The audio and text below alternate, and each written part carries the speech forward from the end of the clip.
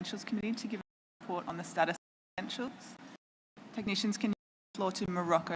Ms. Morocco, you have.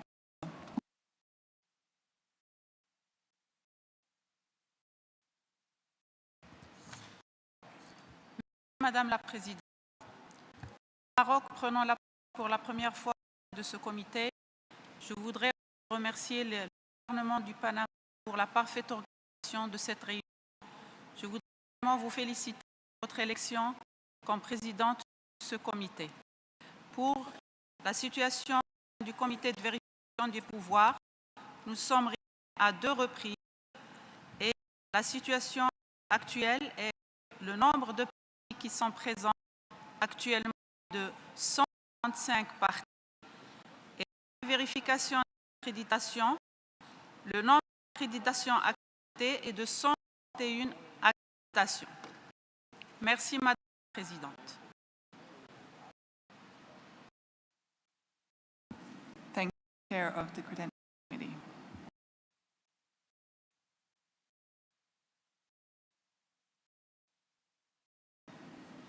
We'll start this afternoon session with CoP19 25, Action Plan on Gender-Related Issues. This has been submitted by Panama. You have the floor. Buenas tardes para todas y todos, para los panameños y panameñas.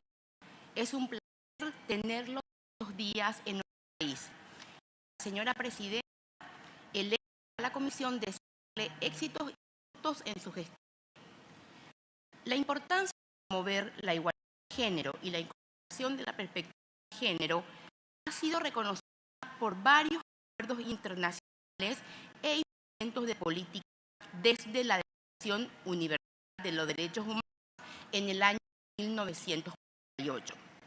En los esfuerzos globales de desarrollo sostenible, la importancia de la incorporación de la perspectiva de género ha sido reconocida por varios acuerdos internacionales e instrumentos de política como la Convención Marco de las Naciones Unidas sobre el Cambio Climático, el Convenio sobre la Diversidad Biológica y la Agenda 30 para el Desarrollo Sostenible de la ONU. A pesar de estos esfuerzos y de que las cuestiones relacionadas al aprovechamiento y explotación de la vida silvestre se encuentran totalmente influenciadas por las dinámicas de género, la Convención de CITES, que entró en 1965, a la fecha no cuenta con un plan de acción para la inclusión de consideraciones de género. En ese sentido, la presente propuesta busca reconocer las mujeres involucradas integralmente en la conservación y el uso sostenible de la biodiversidad, incluida la vida silvestre, sus y derivados. Las estructuras sociales y económicas que promueven la igualdad son requisitos previos a la sostenibilidad ambiental. No comprender la dinámica de género, el comercio de la vida silvestre y las respuestas a él genera enormes brechas en nuestra comprensión de las actividades, los procesos y las oportunidades de intervención en el comercio de la vida silvestre en el mundo real. Y como resultado, la desigualdad de género y las brechas pueden ampliarse. El comercio de vida silvestre realizado por hombres como por mujeres, la participación tanto de unos como de otros es diferenciada a lo largo de la cadena de comercialización. En este sentido, se pone a consideración el documento de Agenda 25, en donde se invita a la conferencia de las partes a considerar y aportar una propuesta de decisión para generar un plan de acción de género que refleje las necesidades, carencias y prioridades de CITES en la implementación de la resolución también propuesta en este documento. Y se invita a la conferencia de las partes a considerar y adoptar un proyecto de resolución que dará una acción de largo plazo a la conferencia en su camino para lograr la equidad de género en los organismos y procesos de la convención. Por último, agradecemos los comentarios realizados al documento por parte de la Secretaría y por parte los gobiernos de la República de Colombia y la República de Uruguay, cuyos comentarios y modificaciones estamos totalmente de acuerdo. Muchísimas gracias.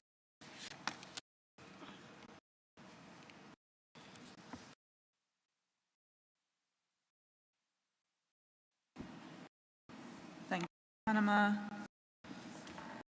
So I'm going to open the floor for parties.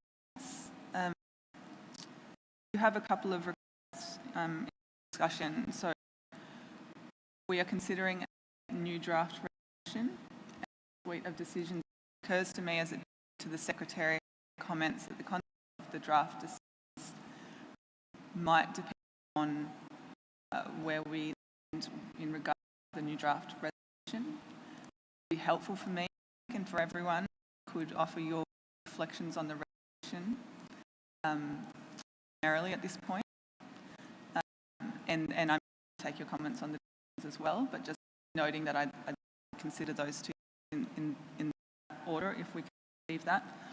I would also ask that you hold any detailed language amendments just at this point, because I'm not sure if we will need a work group, and as I've said, I think detailed language is better handled in that kind of way.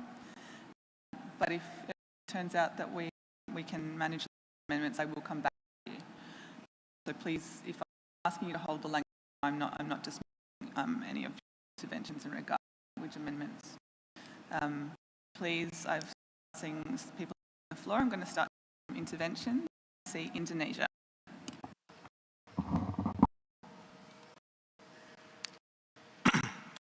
Madam Chair, for giving Indonesia the floor. First of all, Indonesia would like to congratulate you, Chair, for your as chair of this.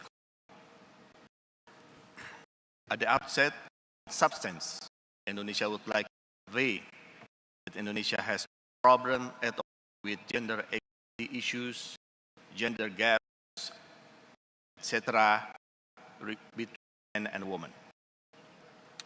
As the committee already know, Indonesia is one of the countries that has a female president already, President Sukarno Putri. However, on this proposal, Indonesia will not be able to discuss the proposition and resolution, including its budget implication, if the scope principle of the proposal is acceptable yet. In this regard, referring to the definition of gender, according to the UN organization, as reflected in paragraph of the proposal.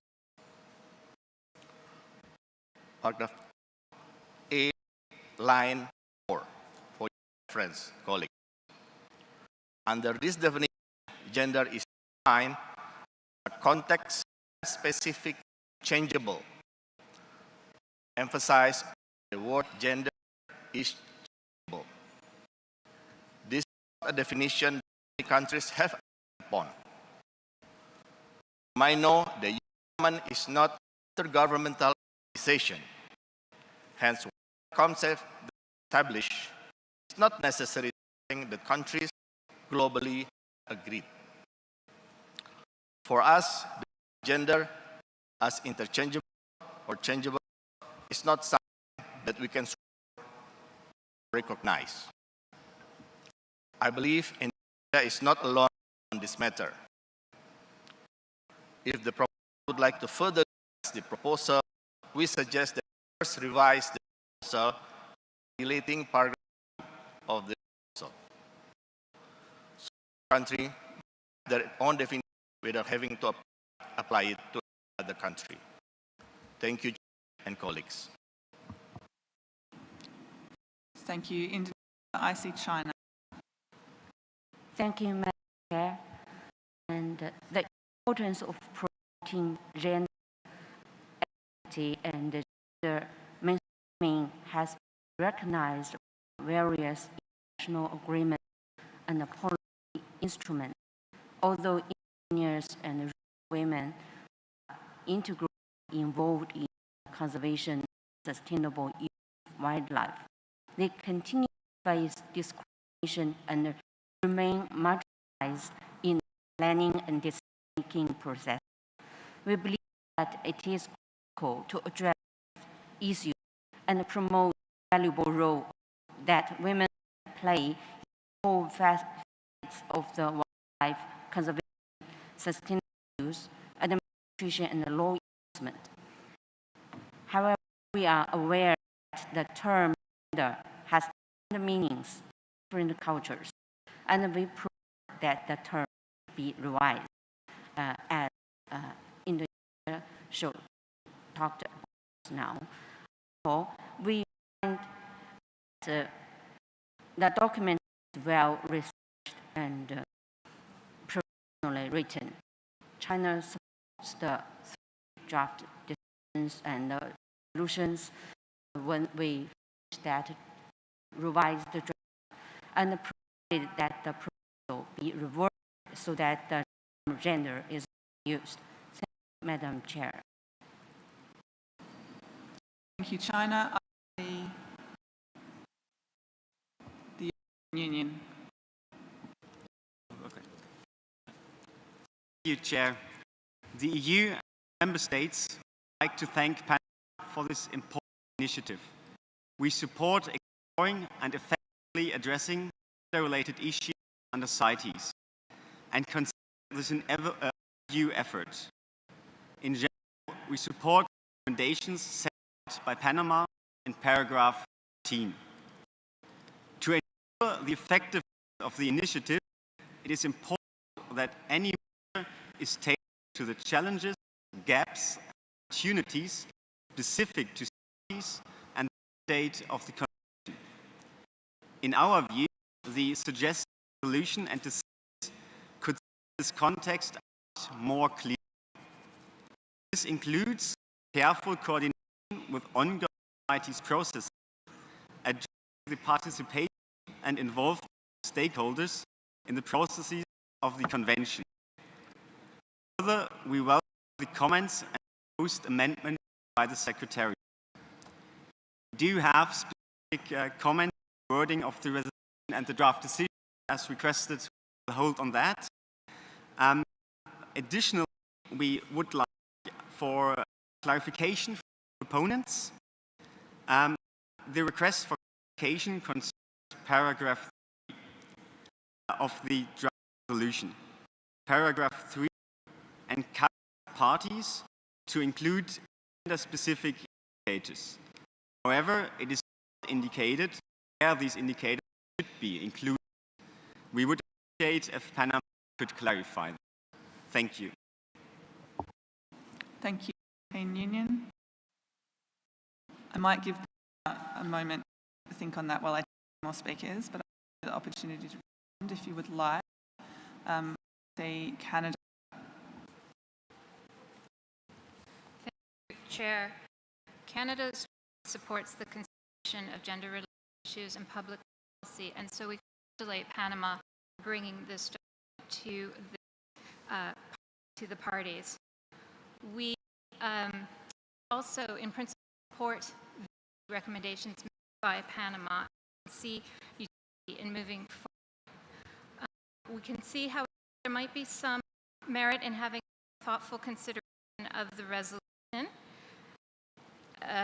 And also, in the draft decisions, we agree with the precision provided by the Secretariat to provide more focus on gender aspects related to international wildlife in order to remain within the scope of the convention. There are areas where we believe particular decisions where solidarity could be helpful. From Canada's perspective, we would actually use the language recognize women and girls in all their diversity to reflect gender diversity inclusively.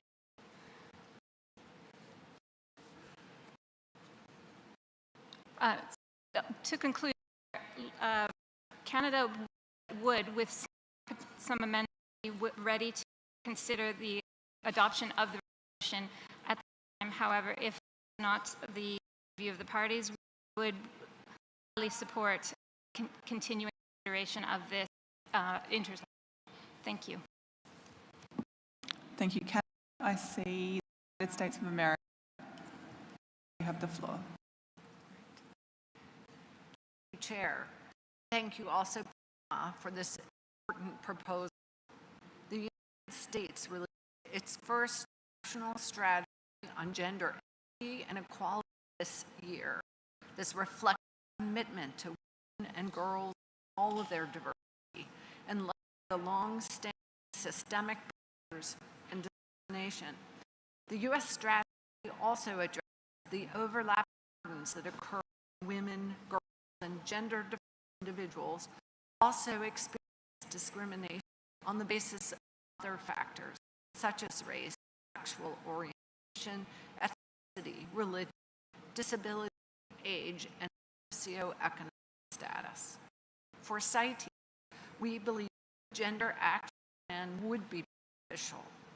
There is a need for parties to understand how people differentially affected within the wildlife trade, depending on gender. Parties also need to promote gender equality, opportunities for the legal wildlife trade, and combating illegal trade. We want to ensure that steps towards this are feasible, clear, and effective. The draft decisions can propel this forward. We support the adoption of draft decisions with some changes. We also support the Secretariat's edits. For the draft resolution, we note that this is the first discussion of this topic at CITES and important standing committee input. The draft resolution provides a starting point. We do not support adoption of the draft resolution at present because we feel that the standing committee will need to review it.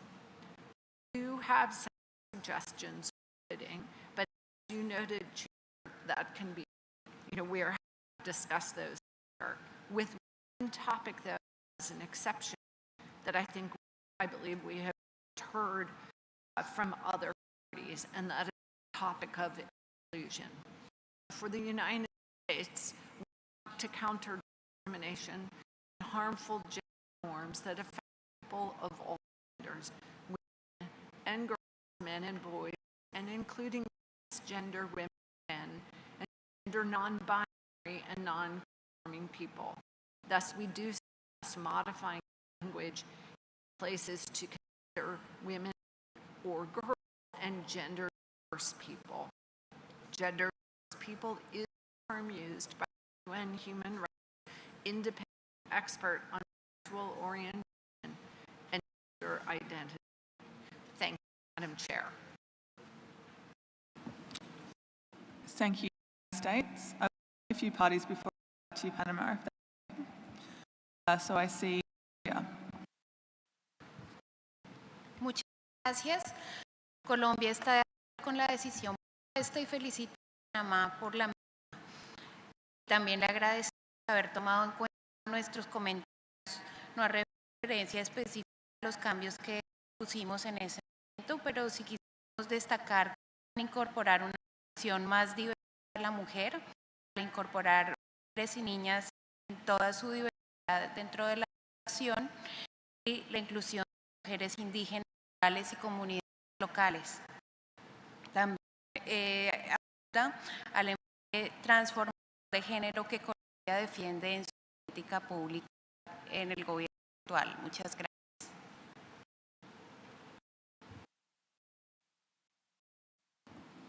Thank you, Colombia. I see Africa. Thank you, Chair. Africa shares sentiments of Panama and the countries that spoke for us. The Convention considers the inclusion of gender issues due to the fact that we play a crucial role in all aspects of conservation and sustainable biodiversity. In South Africa, it's not uncommon to find rangers participating in anti-poaching operations as managers of national, provincial parks and private reserves, professional hunters. South Africa therefore supports the suggestion of the Secretariat that the conference parties consider draft resolution and draft decisions with editorial changes proposed by the Secretary. Thank you, Chair. you, South Africa. I see Australia. Thank you, Chair. Australia is the positions from Canada and the United States. We agree that tackling gender discrimination is an important aspect, but that it must be done in an inclusive way, recognises gender goes beyond a binary definition of man and woman. We would support further consideration of this before adoption, and as noted, as like Canada and the US, we have a range of specific amendments, but should we move to working, we could consider those. Thank you, Australia. I see Argentina. Muchas gracias. Bueno, primero felicitar a Panamá por haber presentado este documento. Es fundamental que en todos los ámbitos multilaterales se incluya la cuestión de género. En este sentido, conocemos como positivo el reconocimiento y la importancia que se le otorga al papel de las mujeres y niñas indígenas en la conservación sostenible de la vida silvestre, la transversalización de la perspectiva de género en esta convención. Mismo el lugar que se otorga a la igualdad de género y a la participación sustantiva de las mujeres como prerequisitos esenciales para alcanzar los objetivos. Como dijeron Estados Unidos y Australia, nosotros también consideramos que es importante incorporar la perspectiva de la diversidad y un enfoque de inclusión. Es importante los estereotipos de género relacionados al rol que mujeres y hombres desempeñan en la actividad de la caza y la comercialización de especies silvestres, lo cual conlleva acciones de poder en relación al acceso al control de la vida silvestre y su comercio. Nosotros desde Argentina apoyamos este documento y eventualmente tendremos algunas pequeñas modificaciones para proponer a la resolución y al proyecto de decisión, pero celebramos que podamos estar abordando este documento en esta conferencia. Muchas gracias. Thank you, Argentina. I think we're starting to see some consistency across parties. I'm going to take a few more parties and then I will take one or two observers. I'm conscious that we're still on this morning's session and I do want to move on. And I will come back to Panama after those parties. So I will take Bangladesh first and then I will take one final party. Thank you, Madam Chair. Since this is the first time the People's Republic of Bangladesh is taking the floor, we want to thank the government of Panama for hosting this meeting and the CITES Secretariat for their tireless efforts. We congratulate you on your election as committee chair.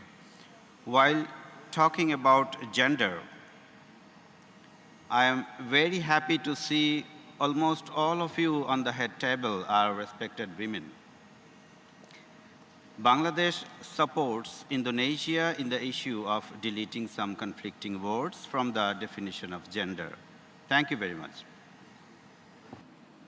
Thank you, Bangladesh. And I will take Saudi Arabia as my final party. Thank you.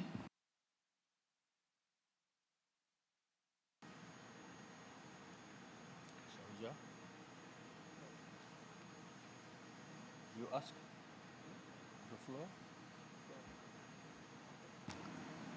Saudi Arabia, did you request the floor? No? Okay.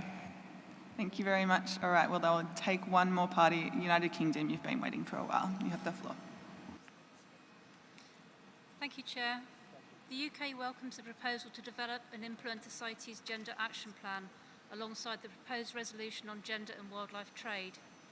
We consider this to be an important step towards understanding and reflecting the gender dynamics of wildlife trade. The UK considers it important that we embed greater consideration of gender-related matters into the deliberations and the implementation of the Convention. Without this, there is the risk that our approaches are at best ineffective and at worst may exacerbate negative outcomes for wildlife and communities. failure to consider gender-related matters exclude valuable voices from discussions on solutions and drives people towards illegal activity. The engagement and empowerment of women and girls is high on the UN agenda and is being achieved through gender programs and action plans at various UN organisations. We also note that the UN General Assembly Resolution 70/2196 calls upon Member States to ensure full and effective participation and equal opportunities for women, and it is therefore appropriate for CITES to consider this important matter as well. We have some minor amendments, but we will hold on to those as requested. In conclusion, the UK fully supports the proposed decisions and draft resolution as amended by the Secretariat, and we look forward to making progress on this important issue. Thank you. Thank you, United Kingdom. And I'm going to come back to Panama if you're ready. I'm going to specifically ask you to reflect on the question that the EU asked you on paragraph 3 of the draft resolution regarding the text on including gender-specific indicators. If you're ready, Panama, you have the floor. Sí, muchísimas gracias por los aportes. Los recibimos con mucho respeto y seguramente vamos a seguir profundizando para tomar en cuenta todos los aportes que han procesado. En relación a los indicadores de género, lo primero que tendríamos que definir es los reportes que la Secretaría de CITES da sobre la participación de las mujeres e incluir el género en todos los estudios comisionados por la Secretaría. Eso ya hablando de un espacio inmediato de la CITES como tal. Saliendo del espacio de CITES, también con el trabajo que se realiza en las comunidades, tendríamos que tener indicadores firmes y claros sobre el uso diferenciado y la conservación en forma diferenciada de hombres y mujeres y tomando en cuenta los grupos más vulnerables que son los otros géneros que no están considerados ni hombres ni mujeres, como ustedes bien han mencionado. Serían entonces indicadores que hagan hablar la importancia de los estudios que se hacen en CITES, la participación de las mujeres en todos los proyectos y políticas que se definen en el marco de CITES. Sería uno de los ejemplos de los indicadores que queremos trabajar. Muchas gracias. Thank you, Panama. And I did indicate that I would open the floor for 1 or 2 observers. I have one on the board already, so I will ask WWF to take the floor, and then I will take one more observer. Gracias, señora presidenta. Es la primera vez que WWF interviene, por ello la felicitamos por su nombramiento y le deseamos todo lo mejor en esta jornada. Agradecemos al Gobierno de Panamá por hospedar esta conferencia y por su calurosa bienvenida. La coalición de organizaciones compuesta por IFO, Pantera, la Sociedad Zoológica de Londres, Traffic, la UICN y WWF celebramos la iniciativa de Panamá de presentar una propuesta para finalmente hablar sobre la importancia de garantizar la equidad e incluir la perspectiva de género en la Convención de CITES. Varios acuerdos multilaterales, como la Convención de Diversidad Biológica, la Convención Marco de las Naciones Unidas contra el Cambio Climático, han reconocido que la incorporación de la perspectiva de género es fundamental para lograr los objetivos de conservación a largo plazo, el desarrollo sostenible y el cumplimiento de los derechos humanos universales. Los impactos del comercio y de la regulación del comercio son diferentes para mujeres y hombres. Los hombres y las mujeres no necesariamente tienen el mismo acceso a los recursos, incluidas las tierras, el control sobre los recursos y las oportunidades económicas para aprovechar la vida silvestre. Hombres y mujeres tienen diferentes oportunidades para estar aquí presentes el día de hoy. El documento de Agenda 25 tiene 2 propuestas. Una decisión que involucra el desarrollo de un plan de acción de género. Distinguidos delegados, sin el desarrollo de un plan de acción de género, CITES permanecerá ciego a cuestiones relacionadas con el género y no podrá ser plenamente eficaz. WWF se compromete a brindar apoyo técnico y financiero en el desarrollo de un plan de acción de género para CITES si esta propuesta de decisión es aceptada. El documento de Agenda 25 también invita a las partes a adoptar una resolución que dé sustento a este plan de acción y que establezca una visión de largo plazo para la Convención en su camino hacia lograr la equidad de género. Nosotros, la coalición de las organizaciones de la sociedad civil que apoyamos este documento, alentamos a la Conferencia de las Partes a adoptar el proyecto de resolución en el reconocimiento de la importancia de incorporar la perspectiva de género para la implementación efectiva de CITES, así como una forma de reiterar su compromiso con la Agenda 2030 para el Desarrollo Sostenible y como medio de reforzar su apoyo a la Declaración Universal de los Derechos Humanos adoptada en 1948. Estas acciones deben de comenzar hoy. Les animamos a tomar esta oportunidad para dar un paso en la dirección correcta para abordar las arraigadas diferencias y desigualdades de género. Hagamos lo que es justo y correcto. Muchas gracias. Thank you, WWF. I don't have any more calls for the floor, so I'm going to take a moment with the Secretariat just to formulate a way forward, and we'll be back with you shortly.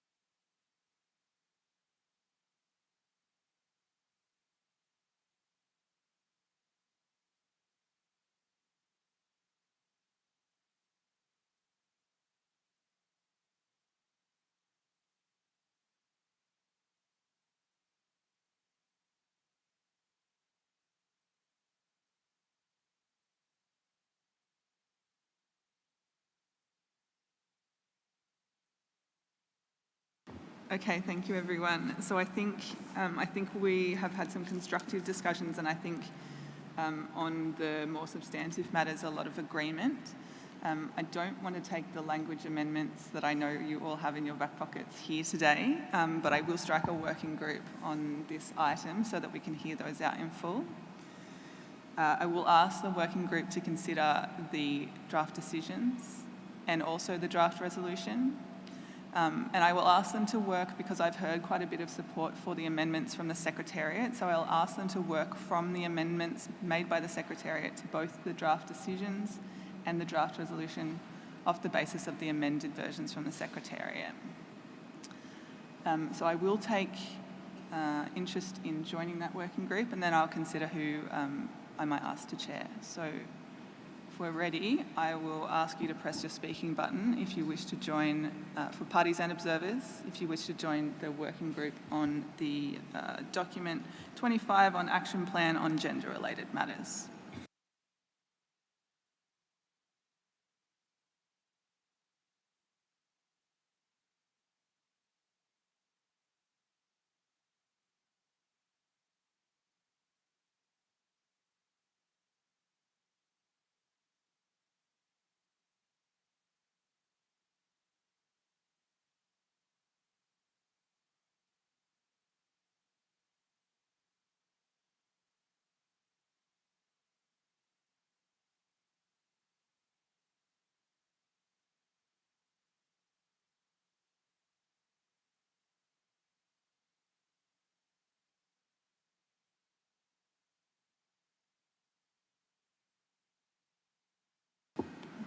Okay, I'll begin by reading the parties that I can see. Technicians, again, if I need to scroll, please do so once I get to the bottom of the list of parties. So I see Panama, of course, Mexico, Indonesia, Zambia, Belgium, United States of America, Finland, Canada, Sweden, Republic of Austria, China, United Kingdom, Czech Republic, Australia, Botswana,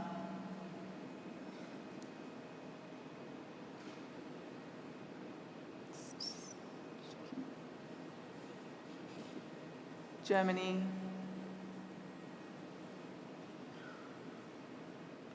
looks like that's my list. From the observers, I have WWF, traffic.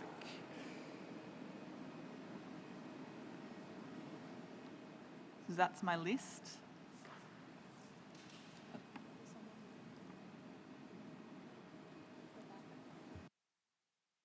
And I have South Africa.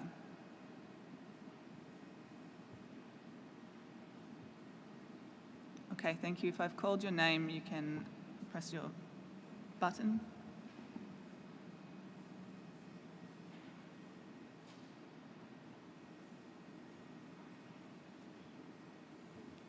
Confirming we have Mexico and the Czech Republic on our list.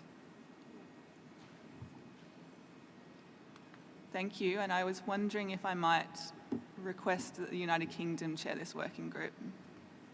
United Kingdom, wave at me or press your button.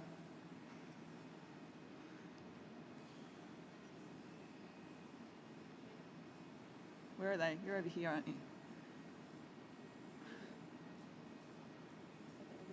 Yeah.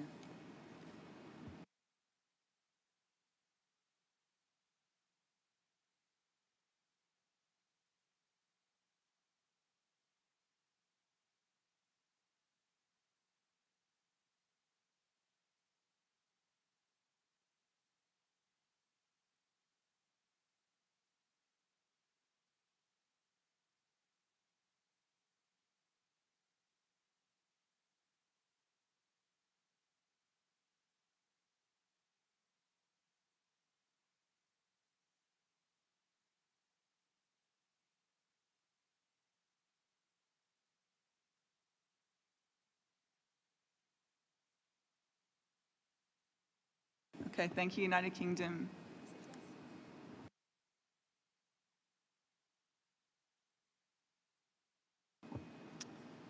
Going down my list then, Sweden. I wonder if you might agree.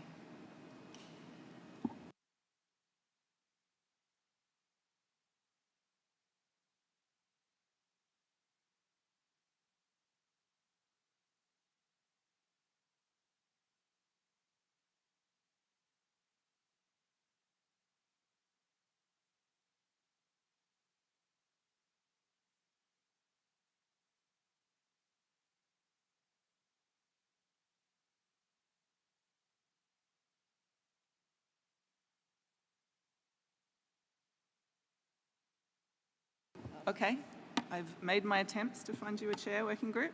So then it falls under the rules of procedure for the working group to elect their own chair. So that will be your first order of business when you meet, and the Secretariat will advise when that's the case.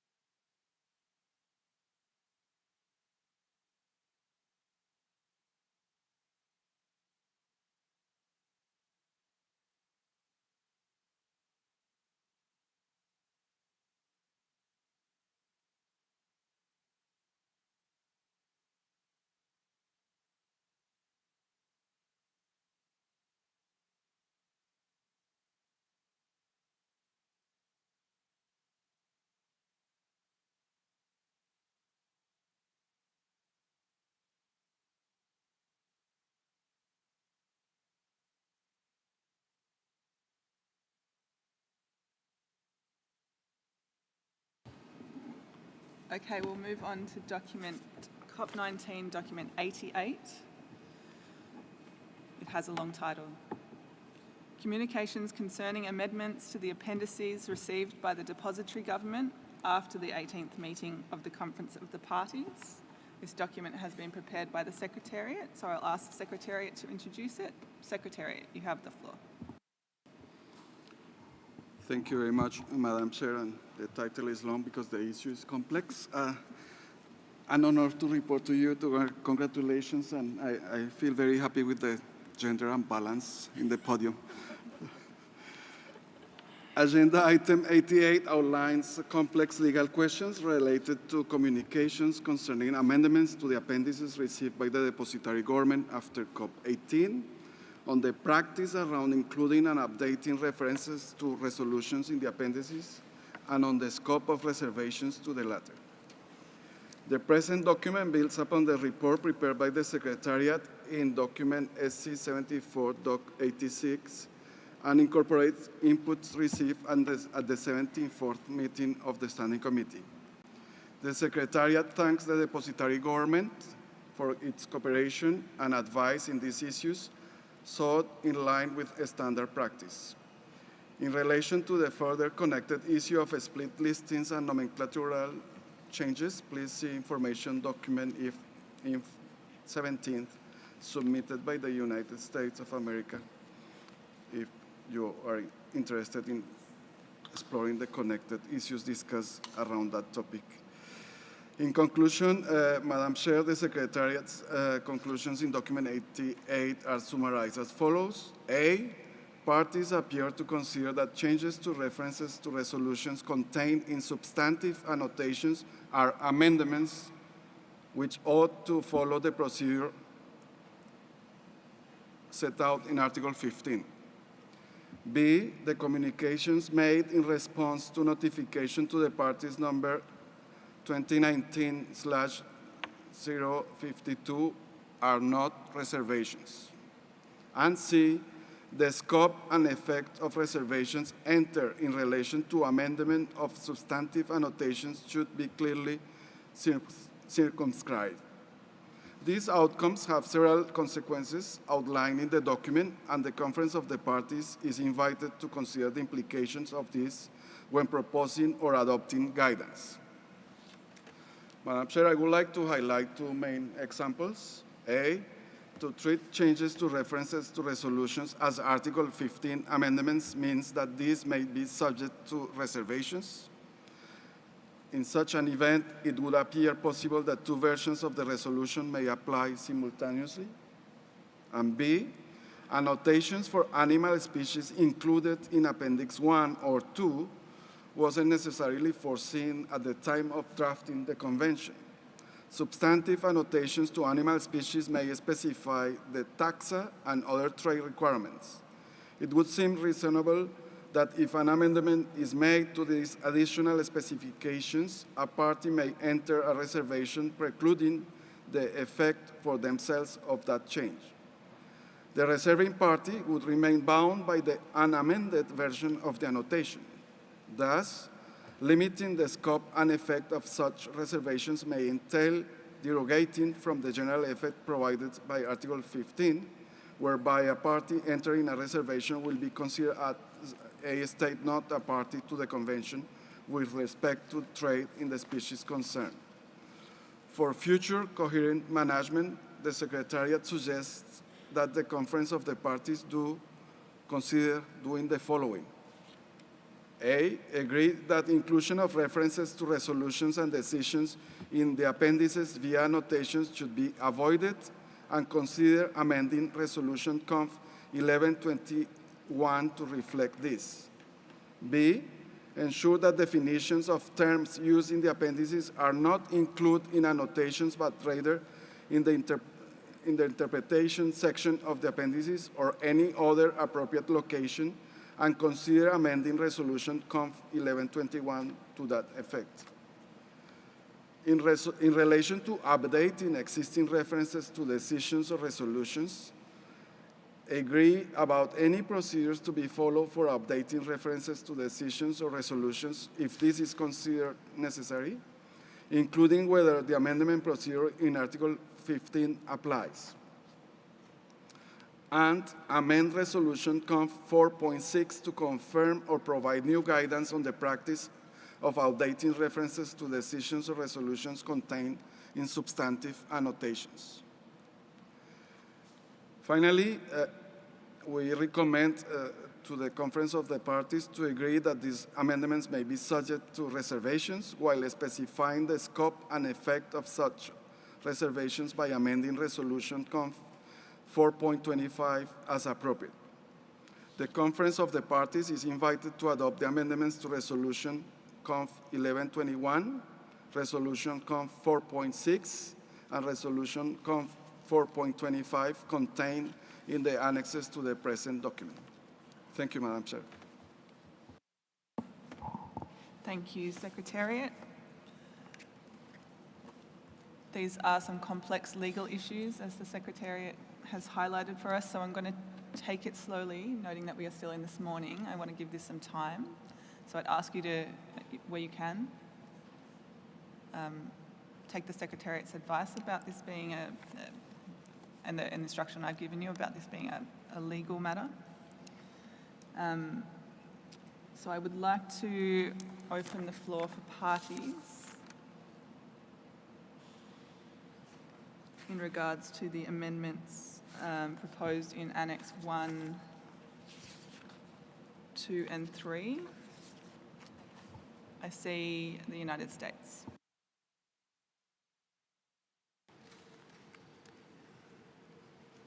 Thank you, Madam Chair. The United States supports the Secretariat's recommended amendments contained in Annexes 1, 2, and 3 to document CoP19, Doc 88, with amendments. We have prepared an information document on this item, and that information document is document CoP19, INF 17. We urge all parties to implement the amendments to the appendices adopted by the Conference of the Parties. However, we believe it is important that all parties have a clear understanding of the scope and effect when a party decides to enter a reservation in accordance with Article 15. The United States believes the scope and effect of a reservation entered in accordance with Article 15, paragraph 3, should match the scope and effect of the Article 15 amendment. Article 15, paragraph 3 limits the scope of a reservation, both with respect to the amendment and with respect to trade in the species concerned. Accordingly, the same requirements apply to the reserving party before and after the amendment with respect to the species concerned, as if the amendment had not occurred. We want to avoid the effects of a reservation becoming broader. For example, we want to clarify that if a party enters a reservation to an amendment to an annotation, it does not result in the party no longer being bound by the listing in its entirety. Because of this, we believe that there is a need to update Resolution Conf 4.25 on reservations to provide a consistent interpretation on these issues. We support the amendments to this resolution recommended by the Secretariat in its document, which we believe are a good start.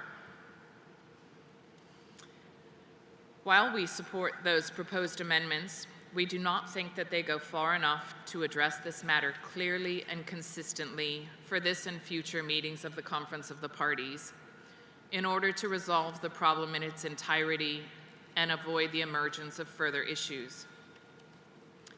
As detailed in our information document, we have identified several other issues related to reservations which we believe merit bringing to the attention of CoP19 for its consideration. The United States therefore supports the Secretariat's recommendations in Document 88 with the following additional amendments to address the issue of reservations consistently and ensure the scope and effect of a reservation is equivalent to the scope and effect of the amendment. In Annex 1 to the document, in addition to the Secretariat's proposed amendments to Resolution Conf 11.21 on use of annotations in Appendices 1 and 2, we recommend inserting the word generally before should in each of the proposed new paragraphs 1H and 1I. In Annex 2, in addition to the Secretariat's proposed amendments to Resolution Conf 4.6 on submission of draft resolutions, draft decisions, and other documents for meetings of the Conference of the Parties, we recommend inserting the word generally before the words should not in the proposed new preambular paragraph and inserting except as decided by the Conference of the Parties at the end of paragraph 4A. In Annex 3, in addition to the Secretariat's proposed amendments to Resolution Conf 4.25 on reservations, we suggest further amending paragraphs 1 and 2 as follows. 1, recommends that any party having entered a reservation with regard to any species included in Appendix 1 treat that species as if it were included in Appendix 2 for all purposes, including documentation and control, except as provided by paragraph 2. And then paragraph 2 would read, agrees that the scope and effect of a reservation entered in accordance with Article 15, paragraph 3, is the same as the scope and effect of the amendment. For example, where an annotation to a species included in Appendix 1 or 2 is amended, a party may enter a reservation in accordance with Article 15, paragraph 3. The effect of such reservation is limited to excluding the amendment from applying to the reserving party until the reservation is withdrawn. The reserving party remains bound by the version of the annotation in effect prior to the amendment. And we do not have any additional amendments to the paragraphs in that resolution. Thank you.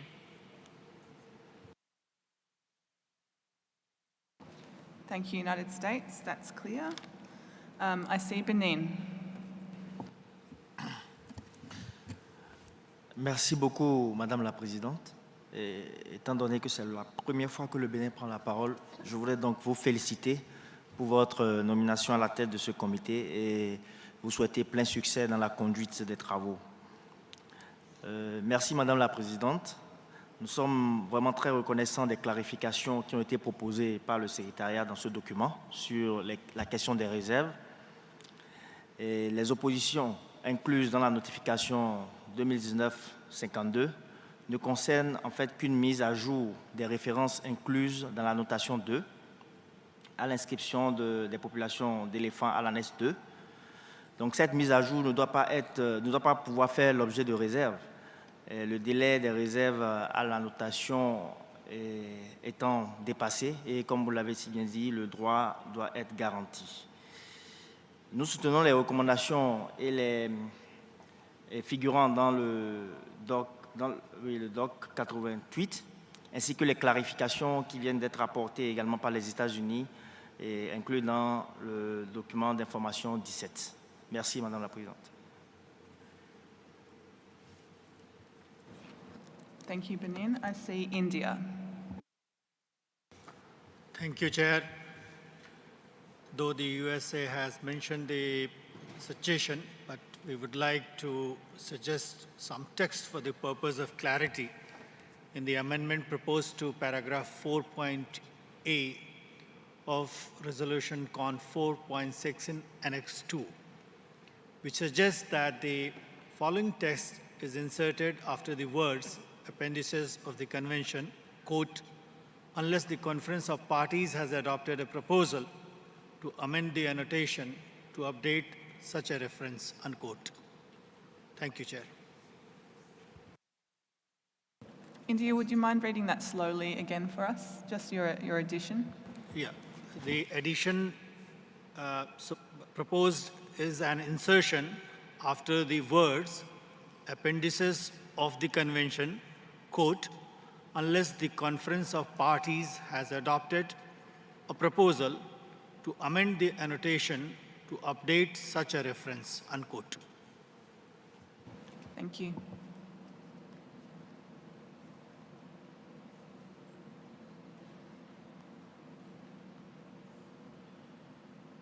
Did you get that?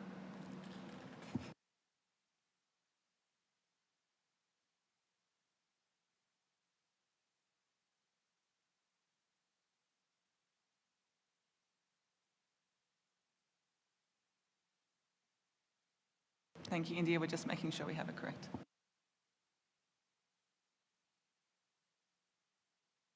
Okay, I see the European Union.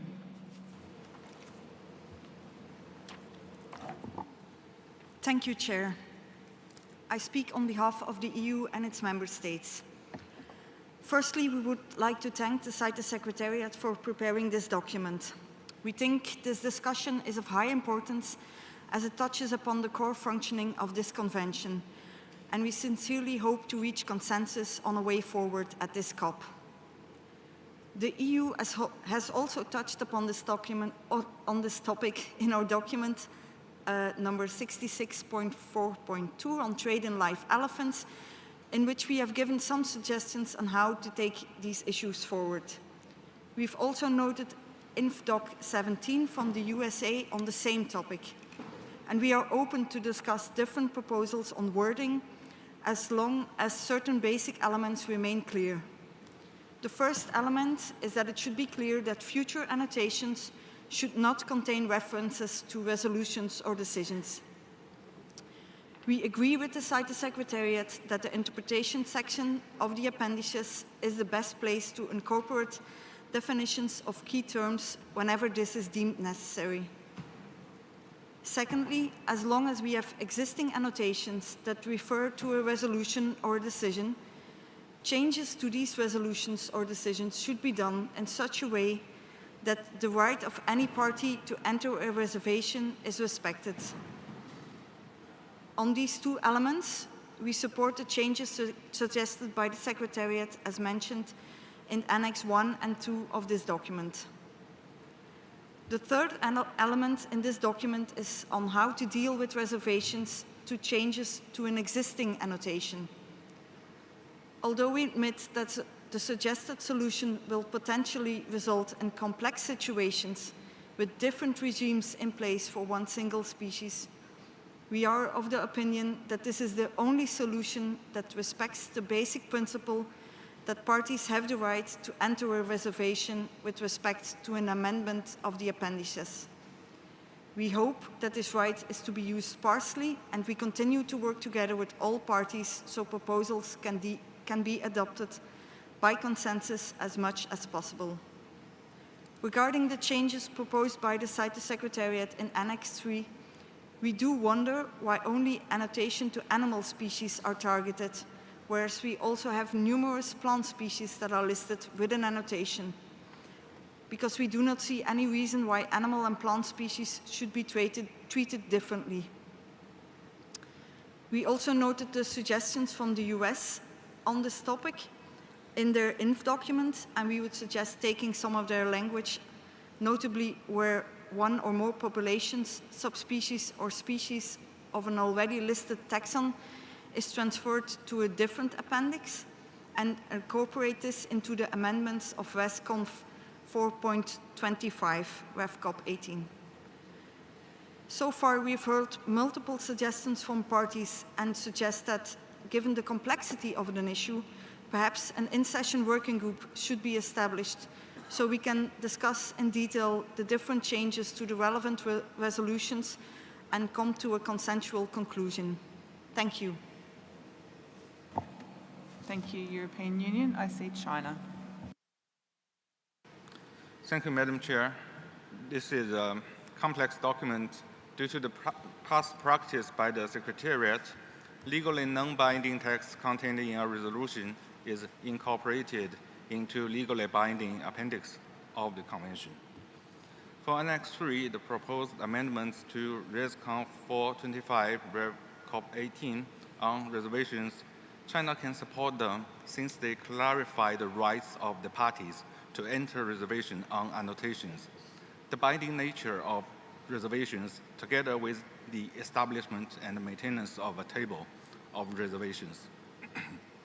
For Annex 1, the proposed amendment to ResConf 1121 Rev CoP18 on use of annotations in Appendices 1 and 2, China can support the addition of paragraph 1, subparagraph H, which will set a baseline to avoid the problem reoccurring in the future. However, China cannot support the addition of paragraph 1, subparagraph I, which will create more problems than those can be solved. However, for Annex 2, the proposed amendment to ResConf 4.6 Rev CoP18 on submission of draft resolutions, draft decisions, and other documents for meetings of the Conference of the Parties. If amendments are adopted to a resolution that is referred in an annotation, it will result in 2 or more different versions of the same resolutions occurring simultaneously. This does not necessarily solve the issue and may only serve to complicate and exacerbate the problem. China opposed all the proposed amendments to ResConf 4.6. Instead, China proposed 2 draft decisions to address and resolve the existing problem. Then I read it slowly. 19AA directed to the Standing Committee. The Standing Committee shall review existing references to resolutions in annotations to the appendix listing and recommend considered amendments to remove such references. And 19BB directed to Switzerland as the depository government.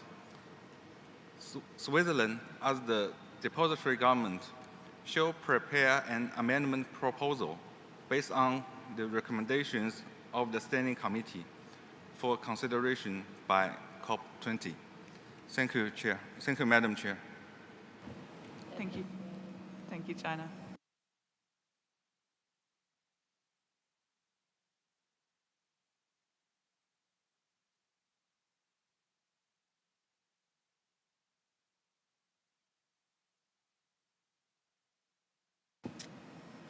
I see Israel.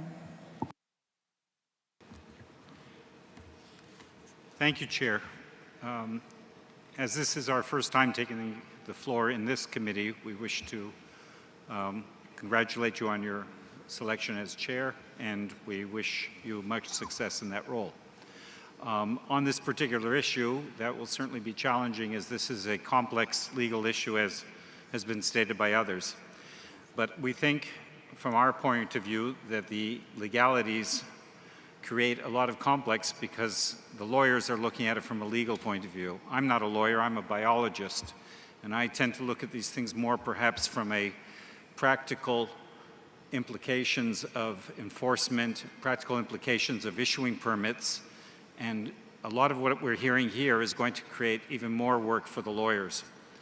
I think that the biggest problem here is that actually being able to see these ideas of the rights of making reservations of annotations as being the supreme right of the parties over the need for proper implementation of the whole convention. And for that reason, we feel that if the COP accepts a decision and creates an annotation that was decided upon then that right of reservation falls into a lower category and should not be used to create such complex ways of handling the convention that makes it untenable. So for this reason, we've agreed with a lot of what we heard in this room in terms of ways to move forward. Most of what we've heard in terms of taking the resolutions out of the annotations and making them clearer, including what China just suggested, sounds great. But we can't live with this idea that's presented by the Secretariat that references to decisions and annotations ought to follow the procedure of Article 15.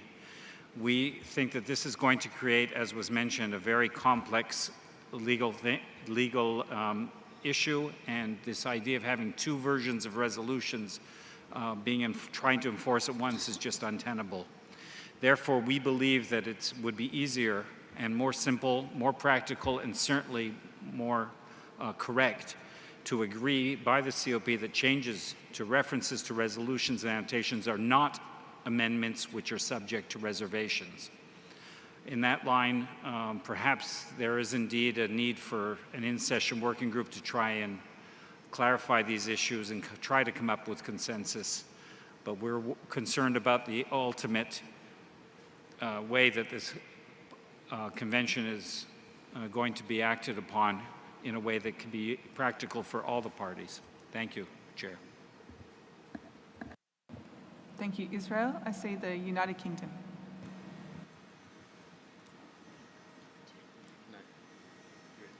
Thank you, Chair.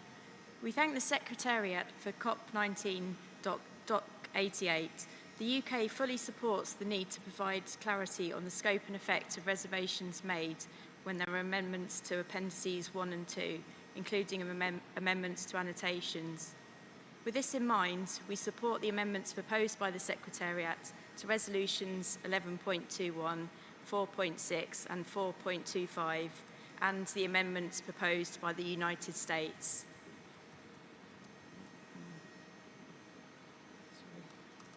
On Resolution 4.6, Rev CoP18, on submission of draft resolutions, draft decisions and other documents for meetings of the Conference of the Parties, whilst we support the new operating paragraph 2F proposed by the Secretariat in CoP19 Doc 88, we propose inserting additional wording to refer to Article 15. When a proponent is submitting a change to a resolution which is already referred to in an annotation, this will alert proponents to consider whether they also need to submit a proposal to amend the annotation in the appendices pursuant to Article 15. In new operating paragraph 2F, we therefore propose adding pursuant to Article 15 after amendment proposal, so that it reads, recommends that prior to submitting a proposal to amend a resolution, a party identify whether the resolution in question is referred to in an annotation and submits an amendment proposal pursuant to Article 15 to update the reference accordingly. Thank you. Thank you, UK. That's clear. I see Burkina Faso.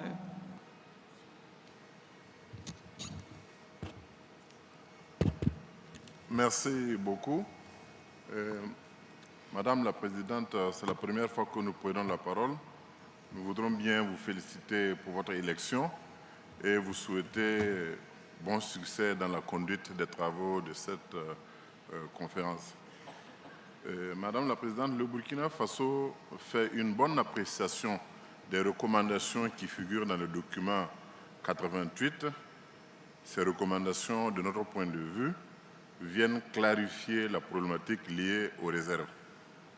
Pour nous, il est très important d'apporter la clarification que les communications qui figurent dans la notification 2019/052 ne doivent pas être de fait considérées comme des réserves valides qu'on devrait admettre. Nous soutenons donc la modification proposée par le secrétariat aux résolutions 4.25, 11.21 et 4.6.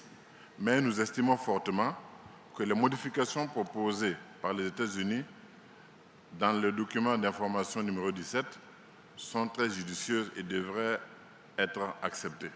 Merci beaucoup.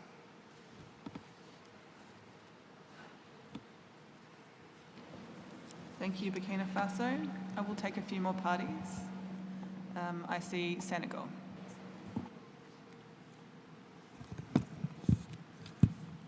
Merci beaucoup, Madame la Présidente. C'est la première fois que le Sénégal prend la parole, donc nous vous félicitons pour votre nomination et aussi remercions le gouvernement panaméen pour l'accueil qu'il nous a réservé pour cette COP. Le Sénégal soutient les recommandations du secrétariat dans le document doc.88 ainsi que les modifications proposées par les États-Unis. Madame la Présidente, les réserves ne doivent pas être utilisées de manière abusive. Cela doit immédiatement être clarifié pour éviter les débats juridiques à l'avenir. Donc nous soutenons fermement les recommandations du secrétariat ainsi que les amendements apportés par les États-Unis. Merci.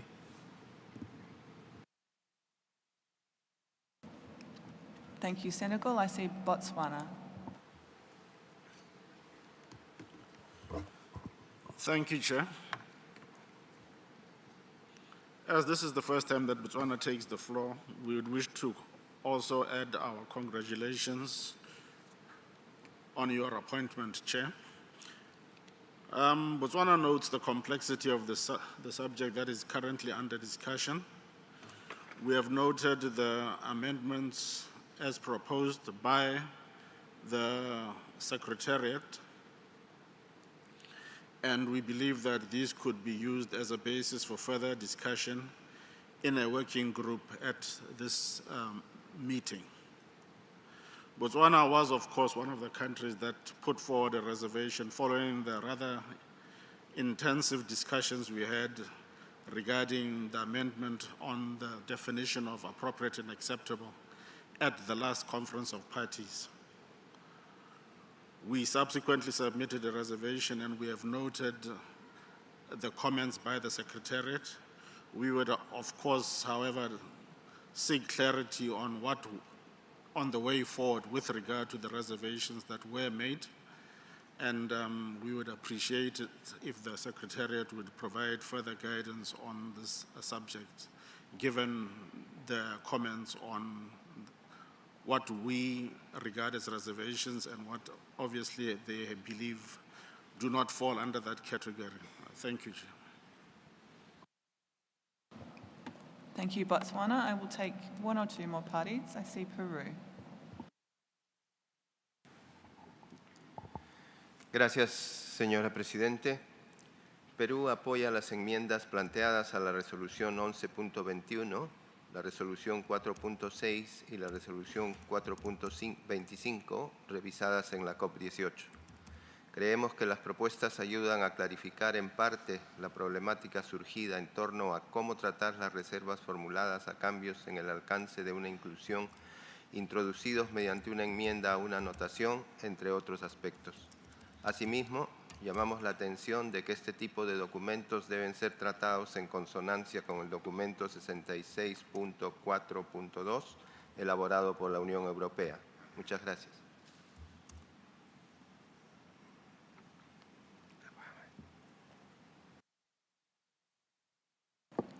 Thank you, Peru. And finally, I will take Canada.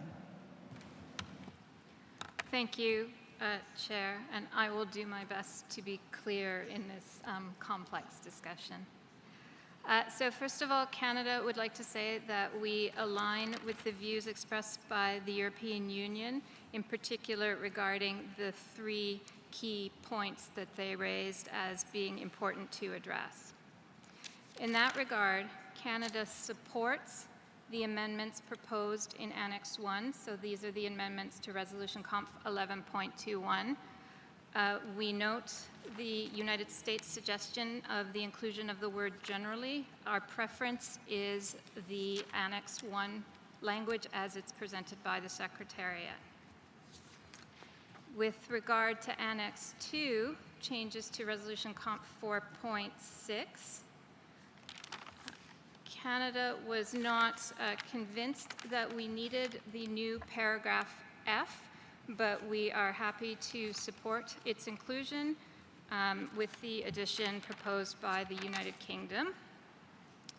And again, our preference in the preamble would be to not include the word generally, and thus we would support the new preambular paragraph as presented by the Secretariat in Annex 2.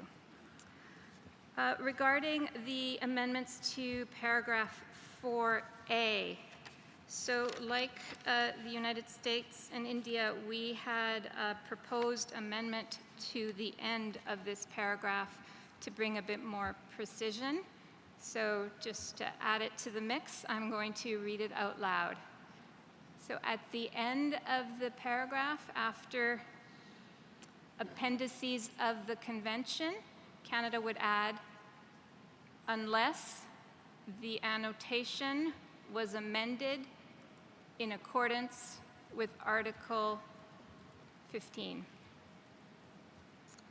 I think this speaks as well to the intent that India was trying to convey.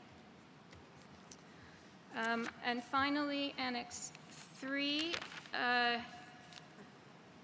Canada was not entirely convinced that these proposed amendments were necessary, but of course we are happy to agree them. If agreed, we also felt that it was important for the new paragraph 2 to be inclusive of all potential species, plant or animal.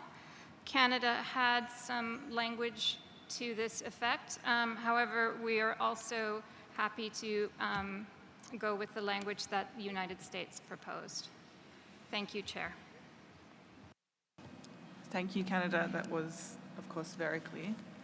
So I did want to open the floor to one or two observers if there is interest. I'm sorry that I can't take everyone.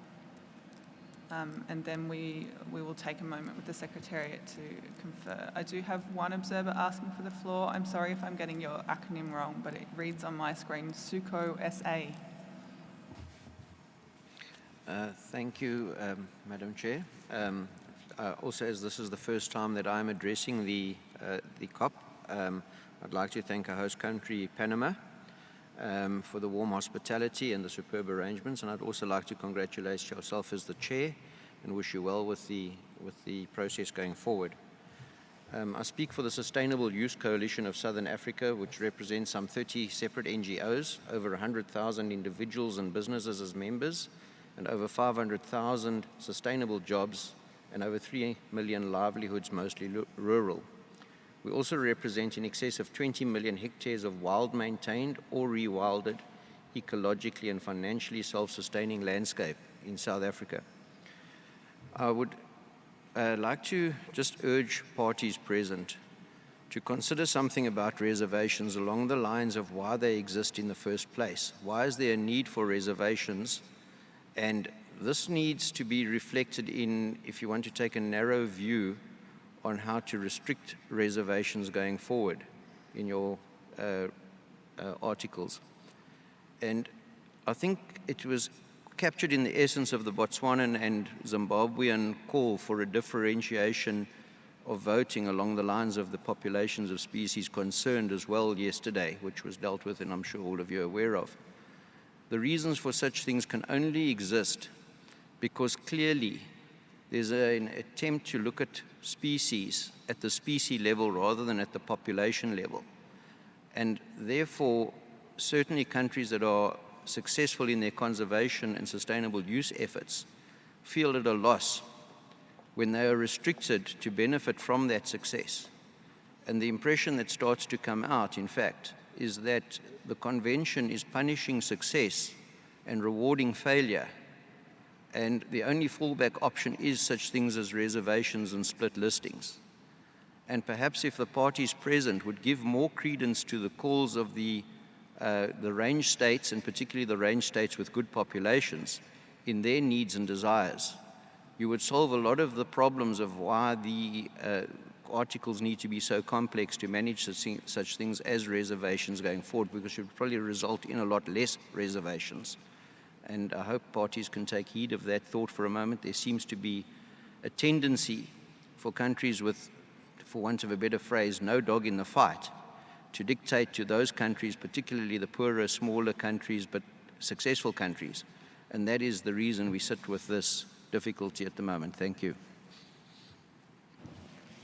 Thank you. So seeing no more calls from the floor for the observers, I'll just take a moment with the Secretariat to confer.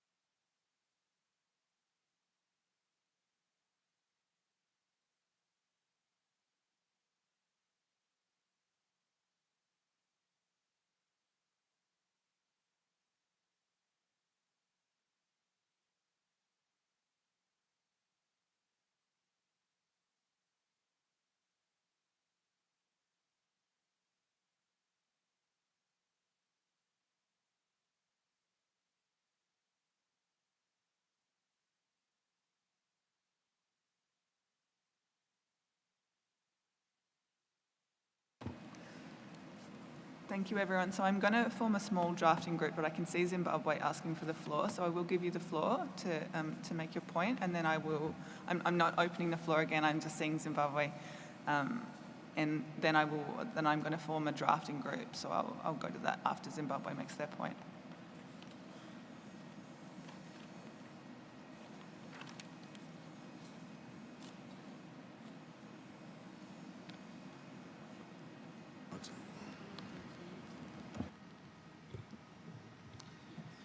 All right.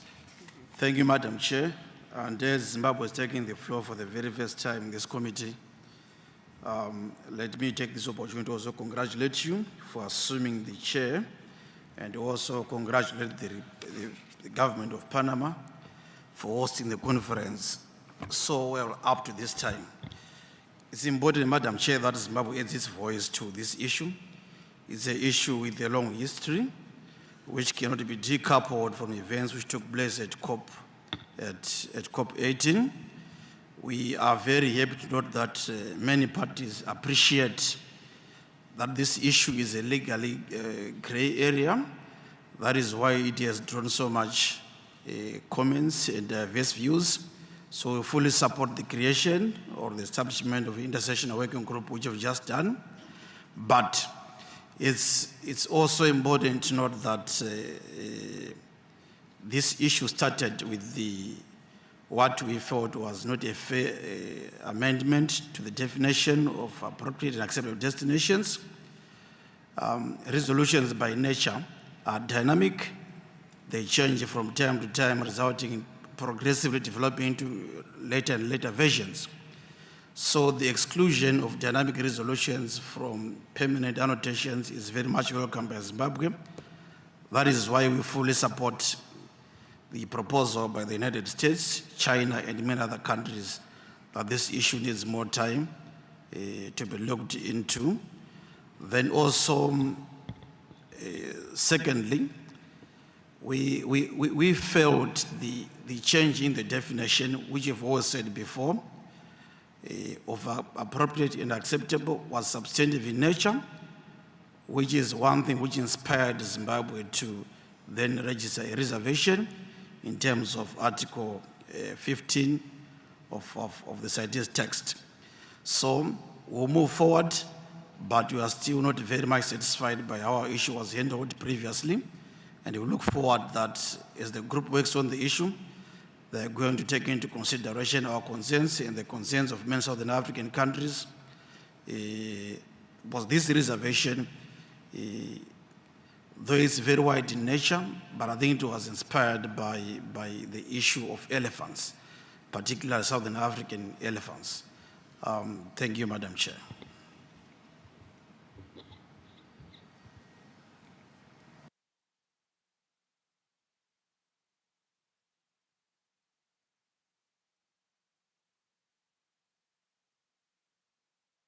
Thank you, Zimbabwe. As I flagged, I'm going to form a drafting group, so that will be a small group. And I'm going to invite the membership based on those parties who in this discussion have indicated that they have language amendments or have already offered some language amendments so that we can keep the group small. So those parties who I recorded having made amendments or suggested changes are as follows: the United States of America, India, the United Kingdom, the European Union, Canada, China, and I'd also like to invite the two parties who made other interventions on this. So we have Botswana and Zimbabwe. If you'd like to join that small drafting group, I'd welcome your attendance. So that is, as I recorded, the parties who had specific amendments. We had lots of support for each other's amendments, which is great. That's excellent constructive discussion. That's very helpful for me. So unless I see objections, that's what we will do. We'll have a small drafting group. I see Switzerland has asked for the floor. Thank you, Madam Chair. As it is the first time that Switzerland takes the floor, first I would like to thank the Panamanian government for inviting us to this wonderful place, and of course also for the reception we had already. And Youth, I would like to congratulate to be the chair of this meeting. Switzerland would like to join in this small working group if possible. Thank you.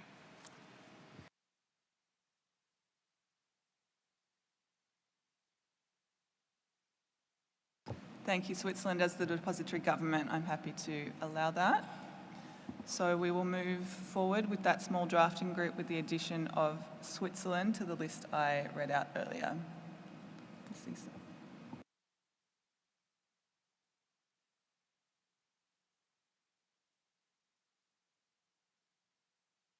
Namibia, you have the floor.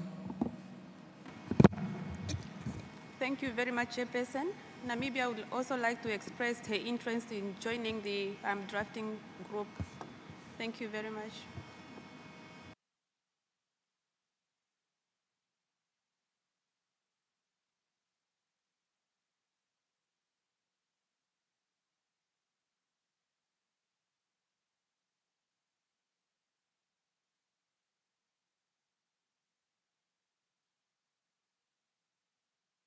Thank you, Namibia. I take your point. My preference would be to keep the group small, and so I would encourage you to confer with the other parties who have invited to join. The Secretariat can assist with that if needed. I still see flags waving, but I think that might... Right, it might be Kenya. Kenya, you have the floor. Thank you, Madam Chair. As Kenya is taking floor for the first time, we want to congratulate the government of Panama on hosting this meeting and for the warm welcome, and I congratulate you also for having been elected to chair this meeting. And Madam Chair, just to mention that for quite a long time, Kenya has been requesting for the floor. So we wanted first to confirm whether the chair has been seeing Kenya requesting for the floor. We wanted to speak to this matter on agenda number CoP19, Doc 88. And therefore, because discussion has gone on, and now that there is a team, working group that is being constituted, Madam Chair, I would like to state that from the beginning we have been interested in making an intervention on this agenda item, and therefore would like to join that working group so that Kenya can make its contribution to the what we wanted to make as we are doing the intervention. Thank you, Madam Chair.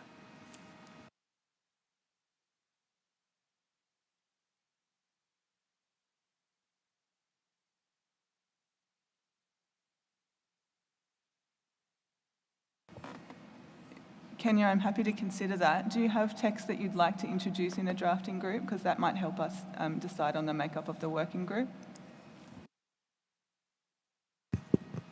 Madam Chair, we wanted to speak to the amendments that the recommendations of the Secretariat in this document in the 3 annexes, Annex 1, Annex 2, Annex 3, and following on the interventions by United States of America, EU, and the other parties that I've mentioned.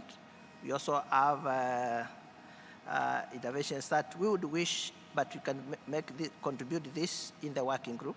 And note that although it is the wish of the chair to maintain a small group, Kenya believes that it is important that all parties that would show interest be allowed to express their points, and the formation of the working group is what such forum where the parties can make that contribution. Yes, Kenya has comments to make to those to the recommendations of that the Secretariat in that document, and also contribute to the other amendments as proposed by the other parties that have already made the interventions. And in particular, Kenya would contribute in the working group and make its comments known, and then it can be brought through the working group. Thank you, Madam Chair. Thank you, Kenya. I'm going to give you an opportunity to make your comments now. That's an exception. I cannot usually give everyone who wants the floor the opportunity to speak on every item. As part of my role is to attempt to manage that discussion, but also the time. But I will, given your particular interest, I will give you the opportunity to make those statements now. As briefly as you can, and specifically if you have any text amendments that you'd like the working group to consider, the drafting group.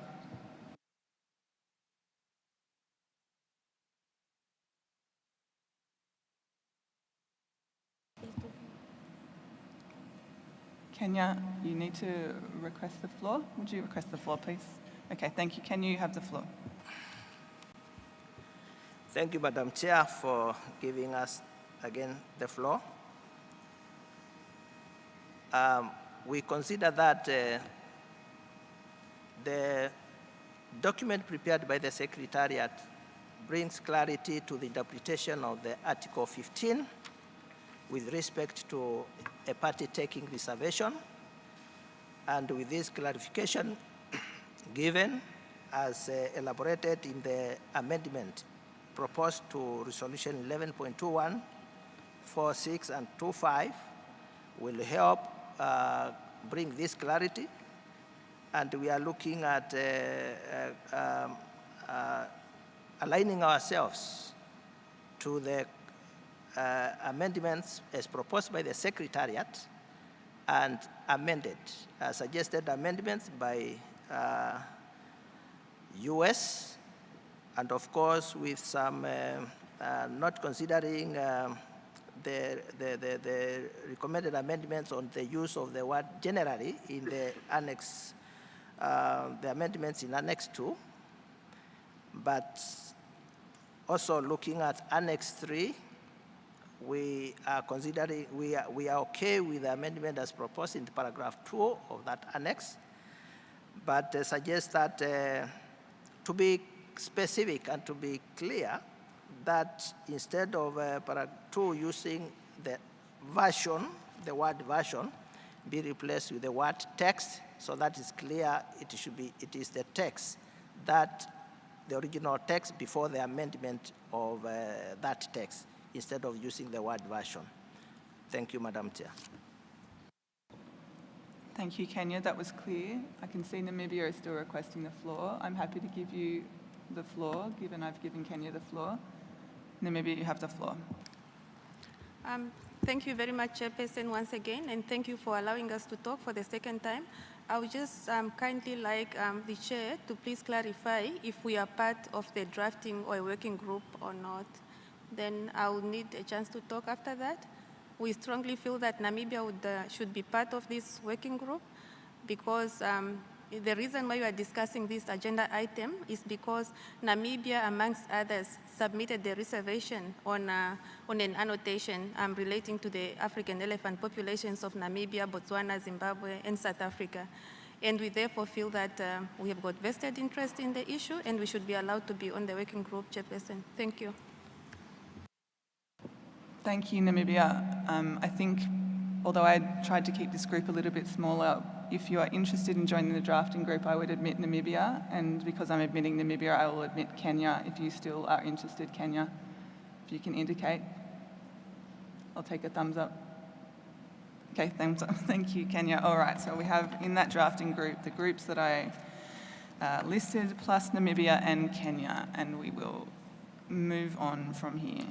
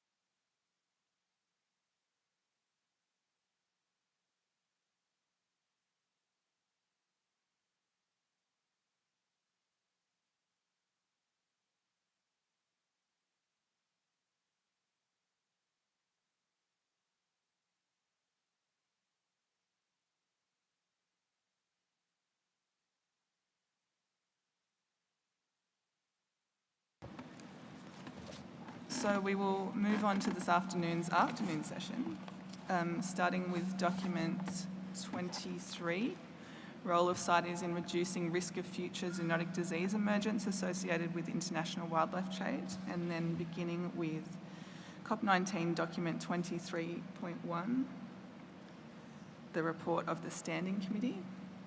The document has been submitted by the Standing Committee, and I'd like to invite the Chair of the Standing Committee to introduce it. Canada, you have the floor.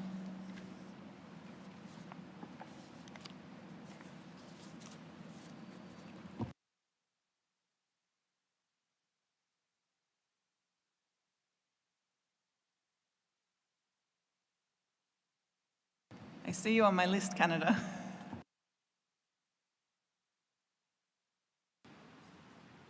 Thank you. Sorry, the microphone was not turning on. So thank you, Chair. So yes, thank you. We are now looking at COP19.23.1, which is the report of the Standing Committee. So in response to a proposal from Canada, the Standing Committee decided to establish an intersessional working group on the role of CITES in reducing the risk of future zoonotic disease emergence. And the mandate for that intersessional working group is found in paragraph 3 of the document. So the committee, at its 74th meeting, considered the working group report and decided to submit the decisions in Annex 1 for consideration by the Conference of the Parties. So the first decision, proposed decision 19AA, directs the Secretariat to issue a notification to seek the experiences and information from parties. Proposed decisions 19BB, DD, and FF suggest working in collaboration with the World Organization for Animal Health. And some ideas on the types of work that could be undertaken are included in paragraph C of the document. The decisions 19CC, EE, and GG recognize that there might be additional opportunities under existing cooperative activities to advance this particular goal. And in the longer term, decisions H, H, and II suggest considering the need to develop a resolution on outlining CITES' contribution to advancing a One Health approach. Additionally, at the 74th meeting, the Standing Committee also agreed to a suggestion to propose amendments to Resolution Conf 10.21, Rev COP 16, on transport of live specimens. So those amendments are found in Annex 2 of the document. So in conclusion, the Standing Committee invites the Conference of the Parties to adopt the draft decisions contained in Annex 1 to the present document, and to adopt the amendments to Resolution Conf 10.21, Rev COP 16, on transport of live specimens, contained in Annex 2 to the present document. Thank you, Chair. Thank you, Chair of the Standing Committee. It might have been more helpful if I flagged this at the start, but we have a second document on this item, document 23.2. And I thought it would be helpful for us to hear from the proponents of that document, introducing their paper, before we consider our deliberations on both of them together. So the document COP19.23.2, One Health and CITES, Reducing Human and Animal Health Risks from Wildlife Trade, has been submitted by Côte d'Ivoire, Gabon, the Gambia, Liberia, Niger, Nigeria, and Senegal. So I'd like to invite, I see Côte d'Ivoire asking for the floor. Côte d'Ivoire, if you're introducing on behalf of the proponents, you have the floor.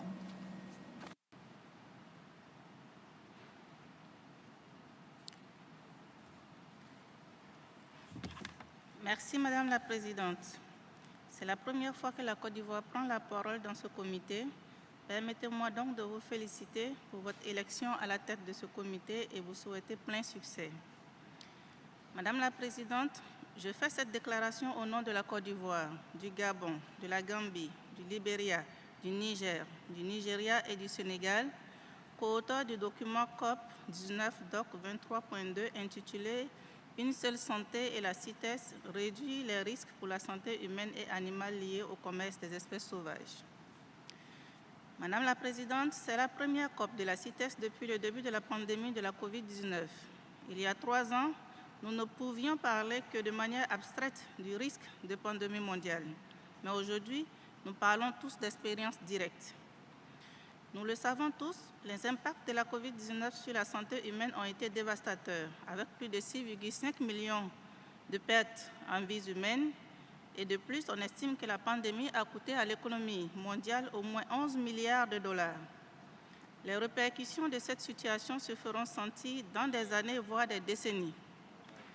Une majorité écrasante d'avis scientifiques considère que le virus SARS-CoV-2 provient d'animaux sauvages. La majorité des maladies émergentes et presque toutes les pandémies connues sont causées par des agents pathogènes d'origine animale appelés également zoonoses. Madame la Présidente, le SARS-CoV-2 est un virus seul et unique et nous pouvons voir clairement les dommages qu'il a causés à l'humanité. Un rapport des Nations Unies de la plateforme intergouvernementale scientifique et politique sur la biodiversité et les services écosystémiques, IPBES, estime qu'il existe 1,7 million de virus non encore découverts chez les autres mammifères et aviaires. Parmi ceux-ci, 631 000 à 827 000 pourraient avoir la capacité d'infecter l'homme. Il s'agit d'un niveau de menace qui ne doit pas être sous-estimé et c'est la raison d'être du document COP19 DOC 23.2. Le commerce international a été largement reconnu comme un facteur de risque important dans l'émergence des agents pathogènes zoonotiques et la transmission de maladies. En tant que convention internationale régissant le commerce des espèces sauvages, nous sommes convaincus que la CITES a un rôle central à jouer dans la lutte contre les risques de transmission de maladies zoonotiques associées. Il est essentiel que les parties à la CITES veillent à ce que le commerce international des espèces sauvages, tel que réglementé par la Convention, soit mené de manière à réduire le risque d'émergence, d'amplification, de mutation et de propagation des agents pathogènes afin de protéger la santé des animaux et des personnes ainsi que l'économie au sens large. Le document COP19 DOC 23.2 propose l'adoption d'une résolution Une seule santé et des décisions associées. Le projet de résolution contenu dans le document recommande aux parties d'adopter une approche Une seule santé lors de la mise en œuvre de la Convention, notamment des articles 3, 4, 5 et 7, en ce qui concerne les animaux vivants faisant l'objet d'un commerce et lors de la réglementation de la reproduction en captivité, de l'élevage en ranche et du transport des spécimens vivants. Il recommande également aux parties de développer des plans d'action CITES Une seule santé et charge le secrétariat en collaboration avec les comités de créer un groupe d'experts CITES Une seule santé et une page web dédiée pour fournir des conseils d'experts et partager les expériences afin de guider les parties et de soutenir la création et la mise en œuvre de ces plans d'action et les évaluations des risques associés. L'adoption de l'avant-projet de résolution et des décisions associées donne l'occasion aux autorités CITES d'initier des mesures de manière urgente pour atténuer le risque de futures pandémies résultant de l'émergence d'agents pathogènes zoonotiques et de la transmission de maladies par le commerce des espèces sauvages et d'utiliser la période intersession suivant la COP19 pour évaluer la mise en œuvre et l'efficacité des mesures et les réviser si nécessaire. Une telle approche compléterait les efforts en cours sous les auspices de l'Organisation mondiale de la santé pour élaborer un instrument international sur la prévention, la préparation et la réponse aux pandémies. Les recommandations issues de la 74e réunion du comité permanent en mars 2022, contenues dans le document COP19 DOC 23.1, qui ont suivi les travaux du groupe de travail intersession du comité permanent sur le rôle de la CITES dans la réduction du risque d'émergence de zoonoses futures associées au commerce international des espèces sauvages sont les bienvenus. Cependant, lors des discussions de la 74e réunion du comité permanent, plusieurs parties ont exprimé le besoin d'urgence étant donné les conséquences potentielles des futures maladies zoonotiques émergentes. Les projets de décision 19HH et 19I dans le document 23.1 qui considèrent le besoin à long terme d'une résolution promouvant une approche Une seule santé reporterait son développement à la COP20, qui selon nous ne représente pas l'urgence nécessaire. Enfin, Madame la Présidente, j'aimerais rappeler respectueusement aux participants à cette réunion que sur notre planète, dans tous les milieux et dans toutes les disciplines, des mesures importantes sont prises pour empêcher que d'autres pandémies n'affectent l'humanité de la même manière que la COVID-19 nous a affectés. Nous offrons à la CITES l'opportunité de faire de même et soyons clairs, Les yeux du monde entier nous regarderont lorsque nous prendrons notre décision. Nous espérons que cette décision sera positive et nous exhortons les parties à soutenir l'adoption et la résolution ainsi que les décisions contenues dans ce document. Merci, Madame la Présidente. Thank you, Côte d'Ivoire. So I will open discussion on both of these documents together. So when you're speaking, please help us all understand each other by making clear what document you're referring to in your comments. So we have from the Standing Committee a series of draft decisions for our consideration and 2 amendments to the resolution CoP19 on transport of live specimens. And then from Côte d'Ivoire and their co-proponents, we have a series of new decisions in Annex 2 and a new draft resolution in Annex 1. So opening the floor to parties. I first saw Niger. Merci beaucoup, Madame la Présidente.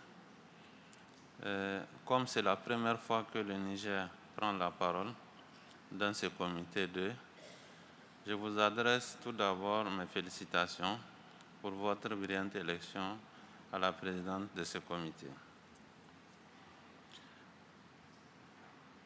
Madame la Présidente, le Niger souhaite adresser ses remerciements à la présidente au président du groupe de travail intersection du comité permanent chargé d'examiner le rôle de la CITES dans la réduction des risques émergents des futures zoonoses associées au commerce international des espèces sauvages. Comme vous le savez, peut-être le ministre en charge de l'environnement des pays de la CEDEAO, du Comité économique des États de l'Afrique de l'Ouest CEDEAO, ont récemment validé la stratégie de lutte contre la criminalité liée aux espèces sauvages en Afrique de l'Ouest. La vision de cette stratégie reconnaît l'importance de s'attaquer à la transmission des maladies zoonotiques dans le cadre de nos efforts de lutte contre la criminalité liée aux espèces sauvages. Cette vision est la suivante.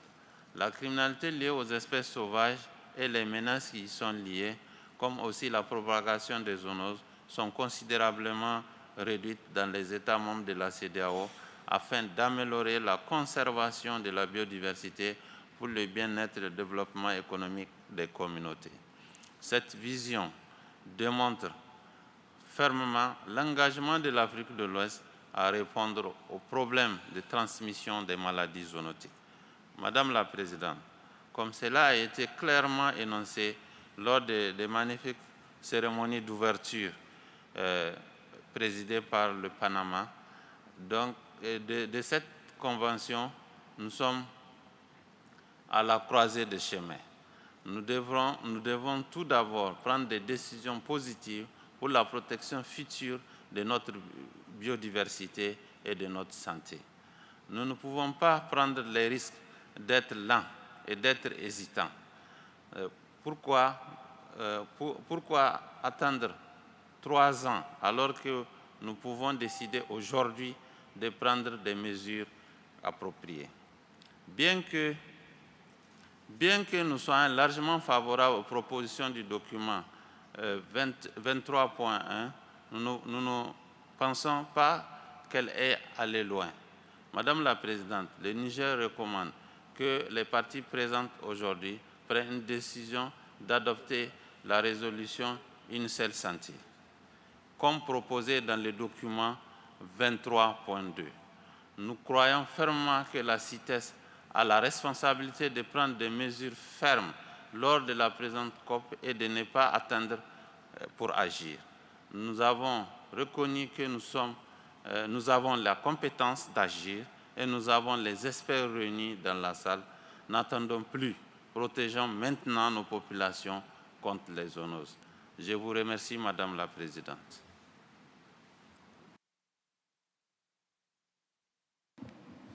Thank you, Niger. I see Japan. Thank you, Madam Chair. Japan support document 23.1 submitted by SC. This document is based on the discussion of inter-sessional working group and SC 74. So we support the draft decisions and draft resolution. And but one thing we want to say, we want to insert only one word, draft decision 90HH on page 8. Now I read, from second sentence, starting from actions. Actions that would improve monitoring and reduce the risk of pathogen spillover. Between words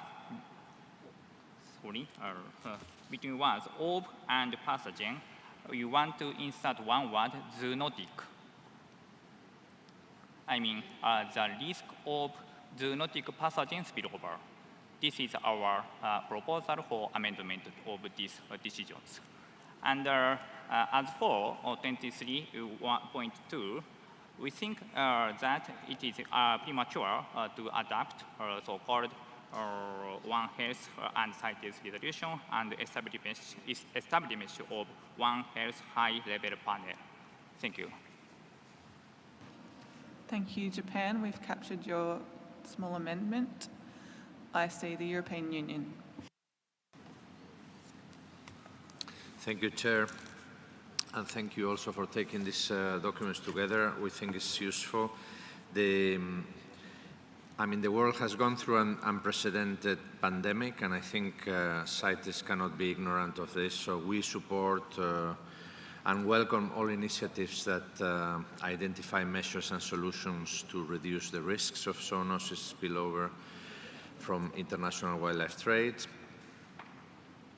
On document 23.1, we welcome the work of the Standing Committee and its intersessional working group. We support the proposed decisions as amended by the CITES Secretariat and the proposed amendments to Resolution Conf 10.21 on transport of live specimens. We believe it is really important to further explore measures and practical solutions to mitigate the risk of zoonotic pathogen spillover from international wildlife trade. And this should be done in cooperation with other relevant authorities like the World Organization for Animal Health, FAO, the World Health Organization, IATA, etc. As regards document 23.2, as I said, we welcome all efforts to identify measures. However, we believe that it is not for CITES to base decisions on human and animal health risk analysis or sanitary issues that go clearly beyond the scope of CITES. There are specific other regulations and international fora which address those aspects. The EU, therefore, does not support the adoption of the proposed resolution. However, we support some of the elements that are in that resolution. For example, the use of international definitions, that is in paragraph 1A of the draft resolution, and also the part on cooperation with animal and public health authorities in paragraph 1C. So we believe it can be, these elements could be integrated in the outcomes or draft decisions proposed by the Standing Committee in the document 23.1 as appropriate. Thank you very much, Chair. Thank you, European Union. I see Togo. Merci beaucoup, Madame la Présidente. C'est la première fois que le Togo prend la parole et vous félicite vivement pour votre nomination à la tête de ce comité 2. Le Togo soutient les changements apportés à la résolution Conf 10.21 présentée dans le document 23.1. Mais étant donné la menace à laquelle nous sommes confrontés, une action plus urgente est nécessaire. La pandémie de Covid-19 et ses conséquences ont été graves. tant pour notre santé que pour celle de la planète. De plus, l'IPBES et d'autres scientifiques préviennent que les pandémies zoonotiques seront de plus en plus fréquentes. Il est impératif que nous agissions maintenant pour protéger la santé humaine et animale. Nous demandons donc instamment que les partis soutiennent la résolution Une seule santé proposée dans le document 23.2 et d'adopter les décisions de ce document plutôt que celles du document 23.1. Merci.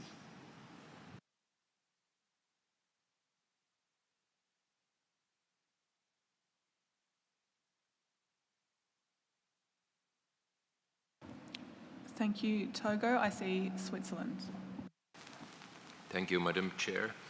I think the Standing Committee did an excellent job, and we have a good document, and Switzerland recommends or supports all the recommendations and proposed decisions in the document 23.1.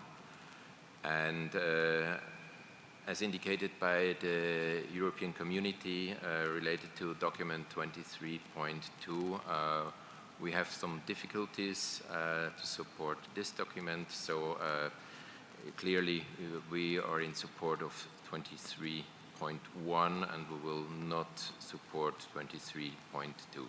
Thank you.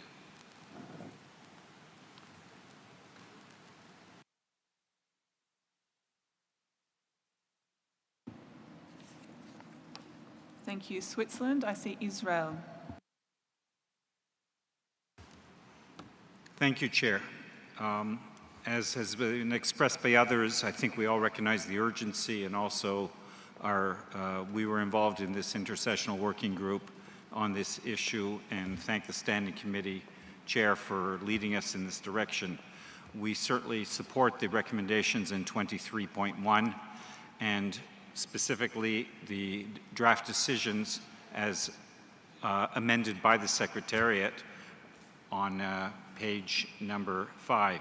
We would suggest, however, 2 small edits to those draft decisions on page 5 in the form that they are amended by the Secretariat. In draft decision 19.AA, in the 4th line, it says, to mitigate the risk of pathogen spillover from international wildlife trade, we would recommend shortening that to say to mitigate the risk of pathogen spillover from wildlife and not limit it just to issues of international wildlife trade. In terms of the draft decision 19.BB that is on this page, we actually prefer the original version that appears in the document and not the amended version here by the Secretariat. All the other changes to the draft decisions by the Secretariat on that page and the following page we are in favor of and would support very strongly this document. In terms of document 23.2, we certainly appreciate the work that's been done by the countries and the intervention by the Côte d'Ivoire to introduce this and by Niger to expand on the issue of the urgency of this matter, and we strongly would support recommendations to accept Annex 1 and 2. However, we would support a very small change in Annex 2, and this has to do with the One Health CITES website, which is a proposal for an expensive issue, and where in draft decision 19.AA of that document it speaks of a website, we would change that to web page. A web page is certainly a lot cheaper and simpler to develop as opposed to a website. And the budget issues that are discussed on the cost of setting that up would have to be amended along that lines. Thank you, Chair. Thank you, Israel. I see South Africa. Thank you, Chair. South Africa would like to align itself with the comments of the EU and Switzerland. We do support the report of the Standing Committee with the amendments that were made by the Secretariat, and we would like that document to be put forward. And as for document 3.2, we do not support that document. Thank you, Chair. Thank you, South Africa. I see United States of America. Thank you, Chair. And we also thank the co-sponsoring parties for this document. We believe this effort could reduce the chance that CITES trade facilitates the spread of zoonotic pathogens. We support the draft resolution and draft decisions and do suggest edits to the proposal. You can see our edits in information document number 73 posted online today. Our interest in the proposal is for multiple reasons. During our U.S. public comment period, the American public expressed strong interest in this resolution. This One Health draft resolution focuses mostly on recommendations to the parties, and the working group's recommendations in document 23.1 focus mostly on directions to the Secretariat. Thus, the two documents do not compete, but in fact complement each other. The best timing for this resolution is at this COP. Our views differ from the Secretariat's, and that this proposal is not too soon. In fact, the idea of developing a One Health resolution was already suggested by the working group, Draft Decision 19HH. This proposal propels the timeline forward to be now rather than 3 years from now at COP20. And this, we feel, is entirely appropriate for the CITES parties to urge action, considering that COVID-19 is a zoonotic disease that has not only caused the loss of over 6.5 million people, but has also deeply affected ecosystems and economies, led to the mass culling of wild animals in captivity, incentivized illegal and unsustainable wildlife trade, and disrupted our routine CITES procedures and meetings. Clearly, this issue falls within the realm of CITES matters. As we have said, addressing zoonoses must remain within the mandate of CITES, ensuring that wildlife trade does not threaten the survival of wild species. We believe that mitigating the risk of CITES-listed species from acquiring or spreading zoonotic pathogens while involved in CITES trade is part of this responsibility. Illuminating the link between CITES trade and zoonoses could help attract more CITES support, funding, and resources. This could help CITES implementation more broadly. We also think that this will better secure a place for CITES experts in international dialogues. As CITES authorities from all over the world, we understand the connections between animal, environmental, and human health. Our expertise would enrich these discussions to not only prepare and respond to zoonoses, but prevent their emergence and spread. We also point out that the draft resolution encourages disease risk assessments. It is increasingly important to evaluate which species in CITES trade present the highest zoonotic risk.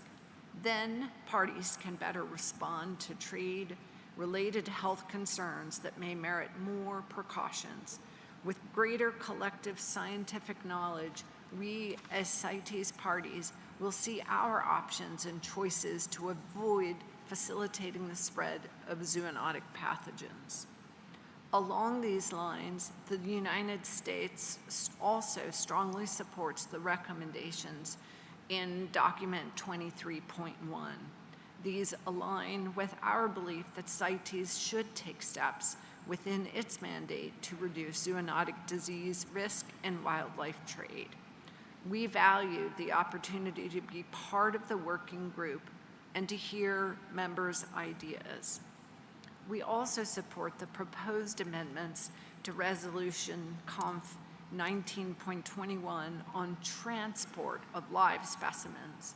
One way that CITES can lower disease risk is by helping live animals and plants in trade to retain their immune function.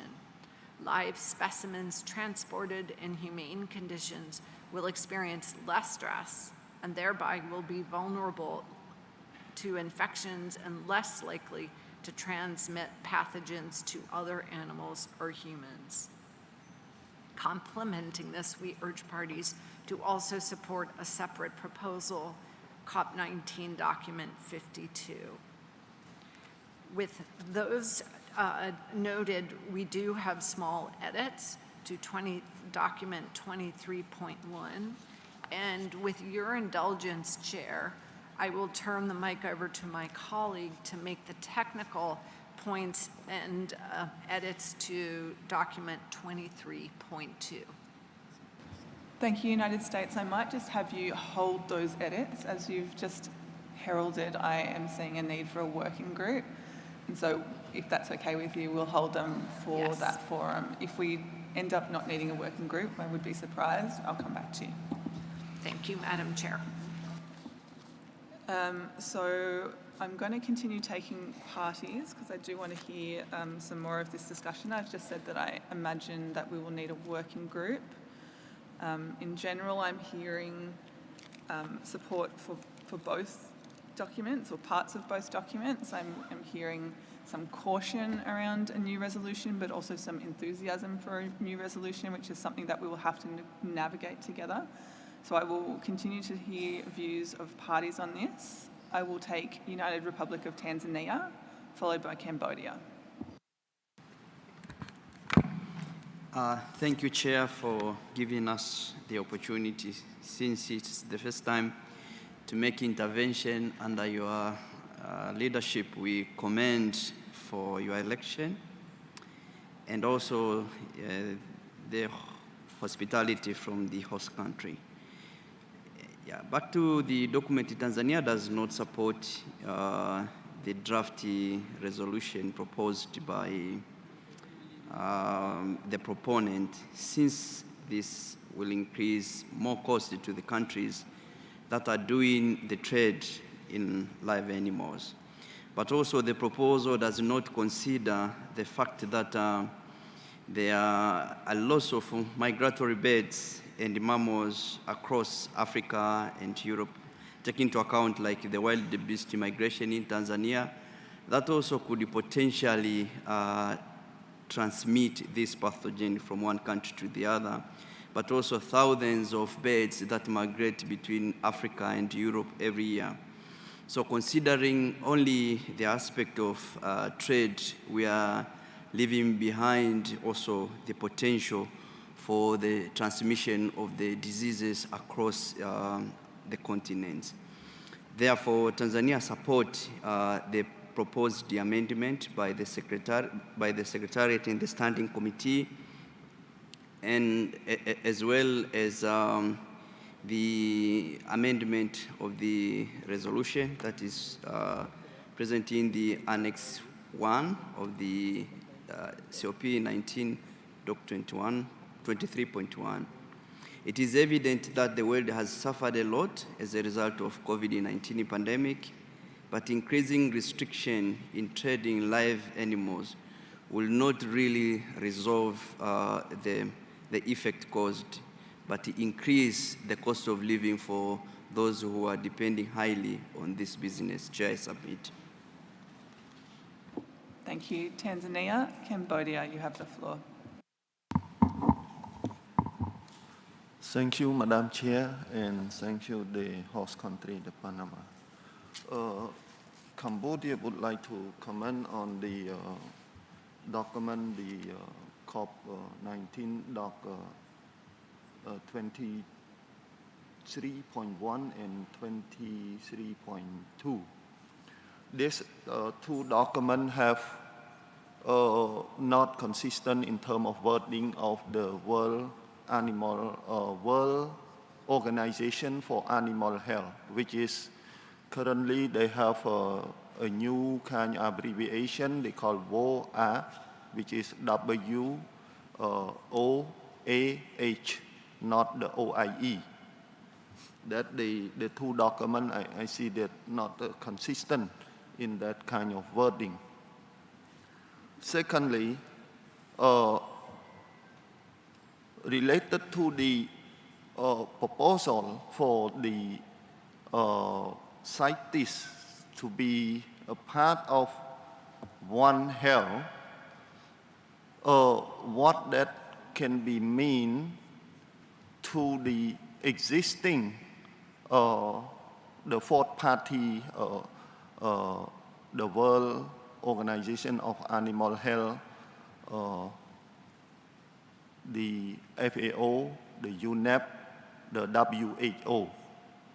Because this document is implied that what we're going to do, especially to create a kind of task force, expert group, but what we're going to bring to this.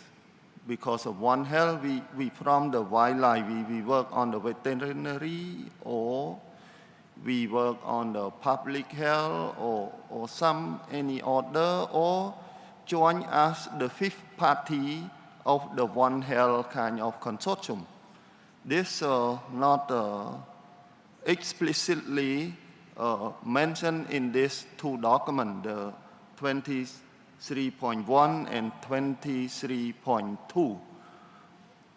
Another one, as each country, they have a kind of platform, which is One Health platform that work with the public health, domestic animal and wildlife. Some country now is include the wildlife as a component of the One Health.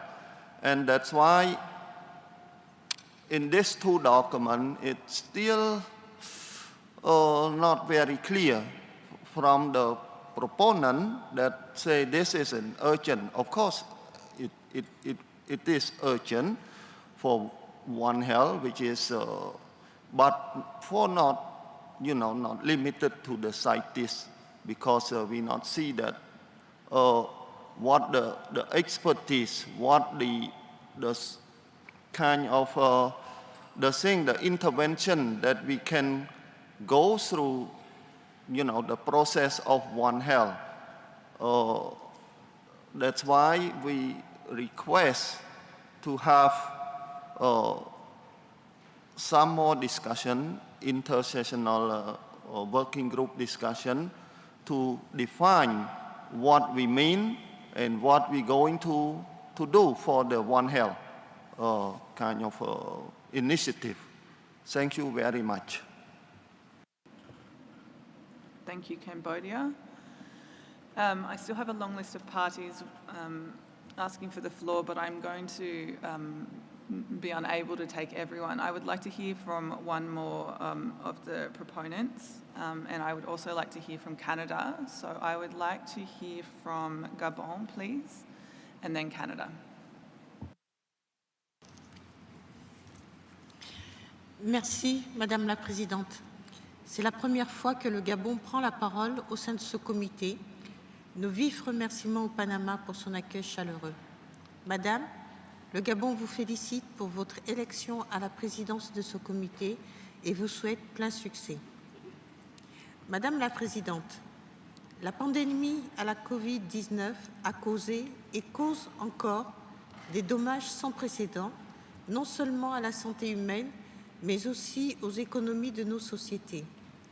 Tenant compte du fait qu'il est probable de voir des zoonoses pandémiques émerger dans le futur, nous devons nous mobiliser et agir sans trop tarder.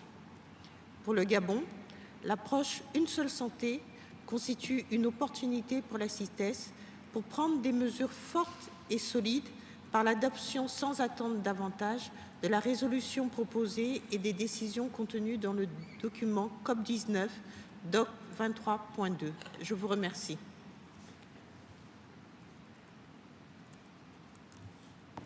Thank you, Gabon. Canada, you have the floor. Thank you, Chair, and thank you for taking this intervention from Canada. So firstly, like the Swiss delegation, the EU, South Africa, we support the conclusions of the Standing Committee with, we additionally support the amendments provided by the Secretariat to the decisions. In doing so, we also support the amendments to the resolution on transport of live specimens. With regard to document 23.2, we appreciate the bringing forward of the draft resolution and draft decisions. Many of the principles inside of the draft resolution, particularly those directed to parties, Canada can agree with. However, we do have concerns that there are elements of this resolution that, and the subsequent decisions, that would require a workload increase from management authorities and from the committees, including the task of One Health expert panel or task force, that are unclear. And we're very mindful of the heavy work that we are already putting on the committees and the Secretariat. So in this regard, Canada does feel it is premature to agree to the resolution and the decisions in Doc 23.2. However, we note, as many have before, that in the decisions from the Standing Committee, particularly Decision 19HH, there was, as someone has mentioned, envisioned the potential for the development of a resolution. And we wonder if a path forward might be for an amendment to that decision in some way to also ask the Standing Committee to take into account some of the elements that were brought forward in document 23.2 when they consider whether or not the development of a resolution is appropriate. And in this way, we can capture some of the important aspects of that resolution in a more deliberate way through an intersessional process. Thank you, Chair. Thank you, Canada. I'd like to open the floor for non-parties and observers who might like to speak on this. And I will take a few of you. So I see Wildlife Conservation Society. You have the floor. Excuse me. Thank you, Chair. And as this is the first time we're taking the floor in this committee, we want to deeply thank the government of Panama for all the wonderful arrangements and the warmth and hospitality. WCS is pleased to have been a member of the Standing Committee Working Group on this issue and to having been able to share our extensive scientific and technical expertise. It's vital that prevention at source, particularly of pathogen spillover from wildlife, of sources of the next outbreak, epidemic, or pandemic of zoonotic origin, be addressed at both the national and at multilateral level. CITES and its implementation have a role to play in this prevention. We generally support the recommendations in the original document as a consensus way forward. On document 23.2, we greatly appreciate its submission by Côte d'Ivoire, Gabon, Gambia, Liberia, Nigeria, and Senegal, and their leadership. We strongly support adoption of the draft resolution in this document with some amendments as suggested here by Israel and the US. This will help CITES parties initiate measures as a matter of urgency to mitigate the risk of future pandemics resulting from zoonotic pathogen spillover from wildlife. We also recommend that parties support the decisions in Annex 2, but would like to add that it be amended to enable qualified wildlife health experts from observers to join the proposed expert panel or task force as suggested by the US. In conclusion, on both documents really, we appreciate this discussion and the recognition of the urgency of the situations. It would be deeply unfortunate and indeed sad for the CITES Conference of the Parties to tell the world that it's okay to discuss the issue more and wait another 3 years to act. Prevention of an epidemic or pandemic must be on a fast track. We urge you not to wait for COP20 or beyond to take action or to adopt a resolution.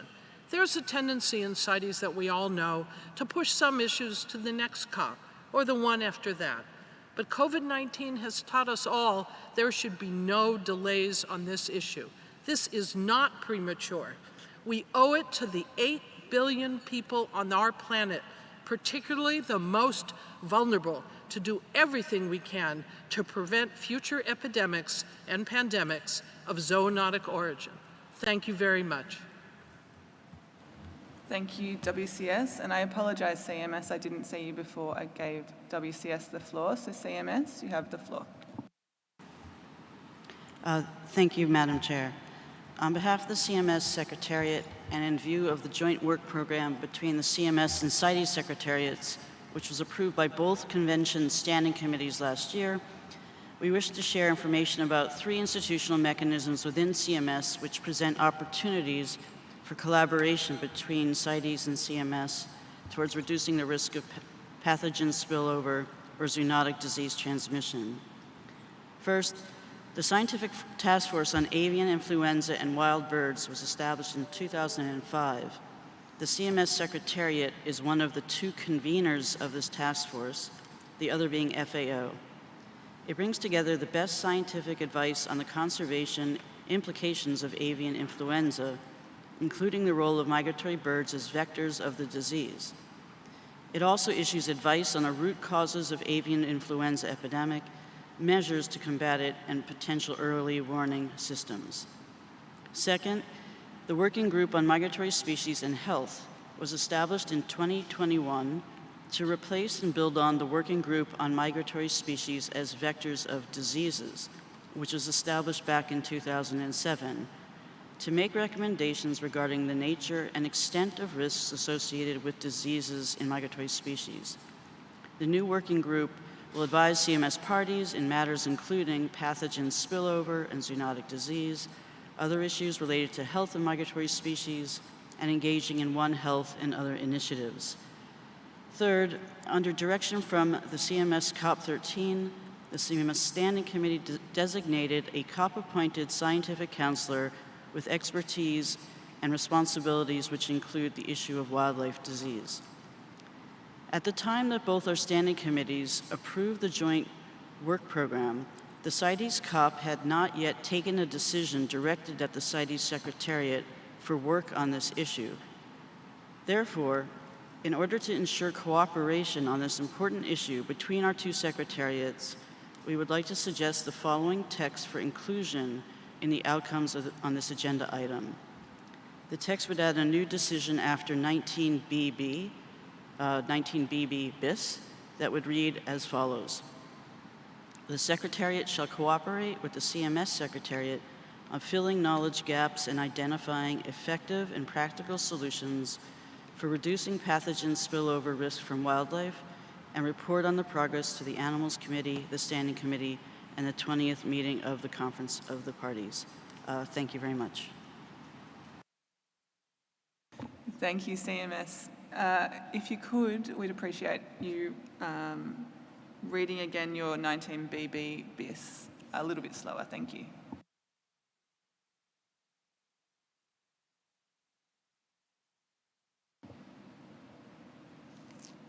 CMS, can you request the floor again and they'll give you the floor.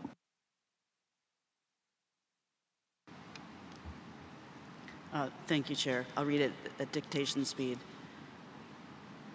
The Secretariat shall cooperate with the CMS Secretariat on filling knowledge gaps and identifying effective and practical solutions for reducing pathogen spillover risk from wildlife, and report on the progress to the Animals Committee, the Standing Committee, and the 20th meeting of the Conference of the Parties.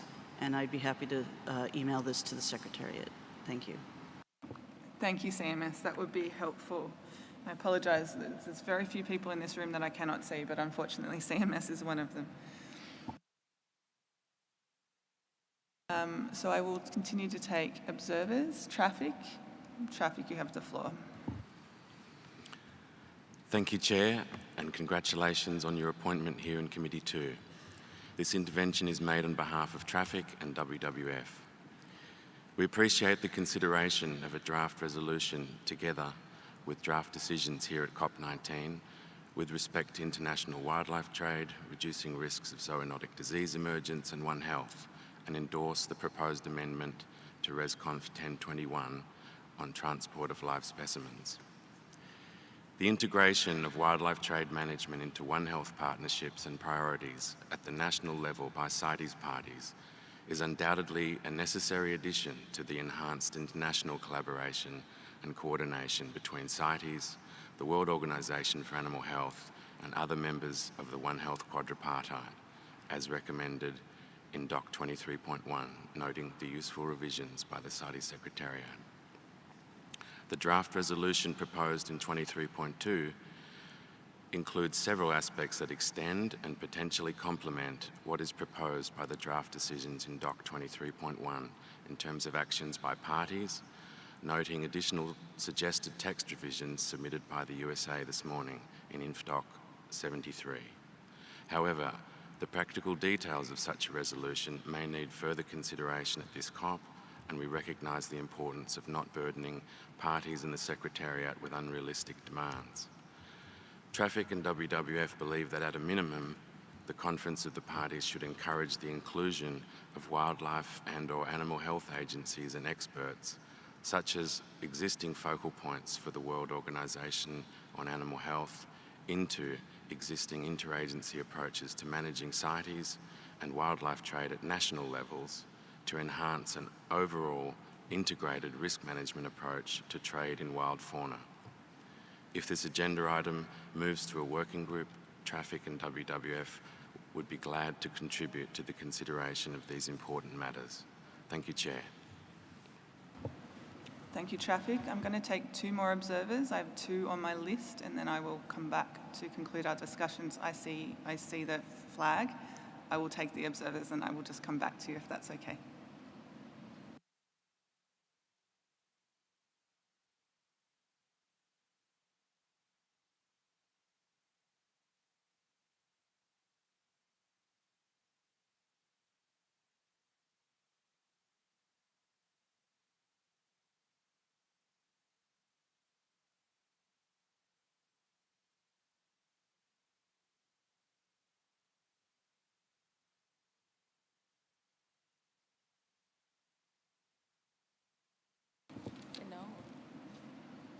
Having consulted with the Secretariat, I think we might just take 1 or 2 more parties. I can see that Chile is very keen for the floor. I think this is you over here. Chile, you have the floor. Muchas gracias, señora presidenta. Estábamos solicitando la palabra hace muchos minutos. Nos parece que en principio debería darse la palabra a las partes antes de los observadores. Respecto a los documentos presentados, nos parece que sería importante mantener una coherencia en el uso de los conceptos. Me parece que también hay una problemática con la traducción de los documentos al español, en que se habla del concepto una salud, como un objetivo una salud, y el concepto adecuado es usar el enfoque una salud, que es lo que es aceptado en los diferentes organismos multilaterales con los que se trabaja en este enfoque. Me parece que el documento en inglés, no estoy segura si tiene el mismo problema, pero en español sí se usa de diferentes formas y siempre se debe referir al enfoque una salud. Asimismo, es importante que la resolución, en la decisión 23.1 se use el acrónimo apropiado de la OIE, el nuevo acrónimo. Eso me parece que ya ha sido mencionado por otras partes. Y en general, sobre el tema del enfoque una salud, nos parece importante que CITES mantenga el trabajo que se realice en el marco de su mandato, sin que vaya a duplicar trabajo que ya se realiza en otros organismos internacionales y en particular que no vaya a incluir medidas fitosanitarias que ya se trabajan en otros organismos. En ese contexto podríamos ver cómo va a quedar finalmente la decisión 23.1, que nos parece que podría ser un aporte al trabajo que se está realizando en la organización, y en este momento no estaríamos en posición de apoyar la propuesta 23.2. Muchas gracias. Thank you, Chile. So it is 4:45. I would like to conclude this matter today because, as we've sort of all agreed, we need a working group, and that might take me a few minutes to formulate a mandate for that working group with the Secretariat. I have said that I will take 2 more observers, so I will do that now, and then we will come back and formulate a working group, and then I will take membership of that working group. So I will take Born Free Foundation. Born Free, you have the floor. Thank you, Madam Chair. I'm making this intervention on behalf of the following organisations: Animal Welfare Institute, Born Free, David Shepherd Wildlife Foundation, Defenders of Wildlife, Eurogroup for Animals, Fondation Brigitte Bardot, Fondation Franz Weber, Four Paws, Natural Resources Defence Council, the Pan-African Sanctuary Alliance, Pro-Wildlife and Species Survival Network. As this is the first time we've taken the floor, I would like to add our thanks to the Government of Panama for hosting the meeting and congratulate you on your election as chair of this committee. As we're all too well aware, the consequences of pandemics of zoonotic origin are devastating for human health and well-being and for national and global economies. Wildlife trade can be an important risk factor for the emergence of zoonoses, particularly when animals are traded live. Crowding, stress and injury among wild animals provide the perfect environment for pathogens to spread and mutate, and their close proximity to people during capture, farming, transportation, keeping, butchering, processing and consumption creates opportunities for pathogen transmission between individuals and species and potentially to people.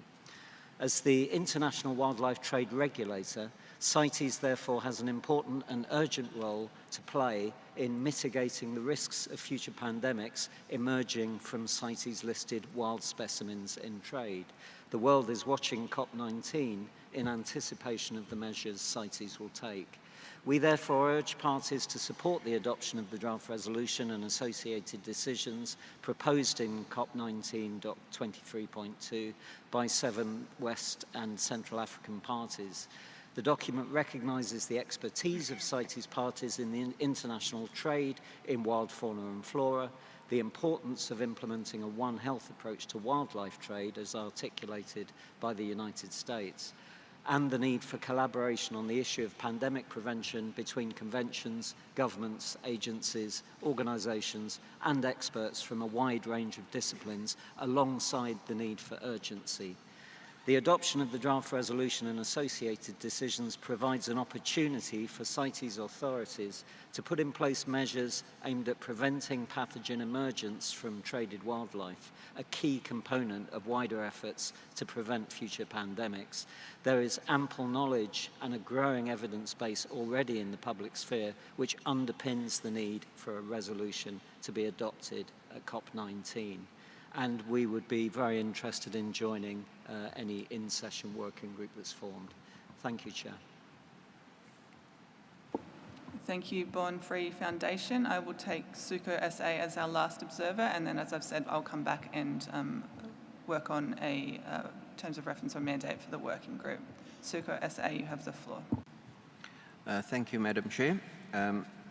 Let me start by saying that Suko SA is certainly not blind to the effects of pandemic and to the concerns and fears of some of the people who have expressed those today. But we wish to note that there are 1.5 million species approximately of animals on planet Earth, of which only about 6,000 endangered, just under 6,000 endangered species are on the CITES listings. Zoonotic species must exist in far greater numbers in the non-listed species than they do in the listed species. CITES is incredibly limited in its resources already, including expertise in the specific field. The true purpose of CITES gets watered down when you start to apply yourself to other issues. I would suggest that the function, this particular function, is in no way the mandate of this particular convention. To try to make it so would be a massive overreach, and any kind of collaboration rather with with the correct organization, such as the World Health Organization and the OIE, would be far preferable, with most of the information flow coming from them back to us for noting or implementation where necessary, rather. And just a note on the science itself, and I'm saying this on a day that planet Earth managed to hit the 8 billion people mark. I'm sure a few of you might have noted that. If the Wuhan wet market theory is correct, it was the movement of people, not the trade in the international trade of an endangered species, that spread that pandemic. And this is something that I'm sure all of us would have been acutely aware in traveling here. Most of us went through at least, well, minimum of 2, maybe 3 airports on our way here. How would anything that we could have possibly done from a CITES perspective stop what occurred to cause the COVID pandemic? Thank you. Thank you. So I'll just confer with the Secretariat now. I apologise to those parties whose request for the floor I couldn't take, but I'm hopeful when we form the working group you'll be able to participate.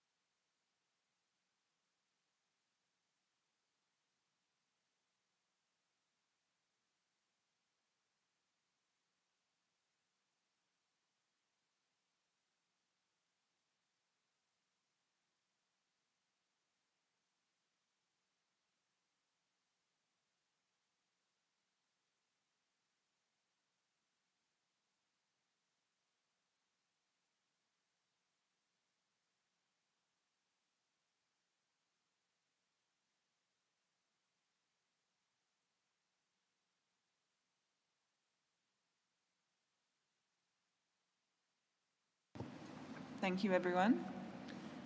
So I am going to strike a working group.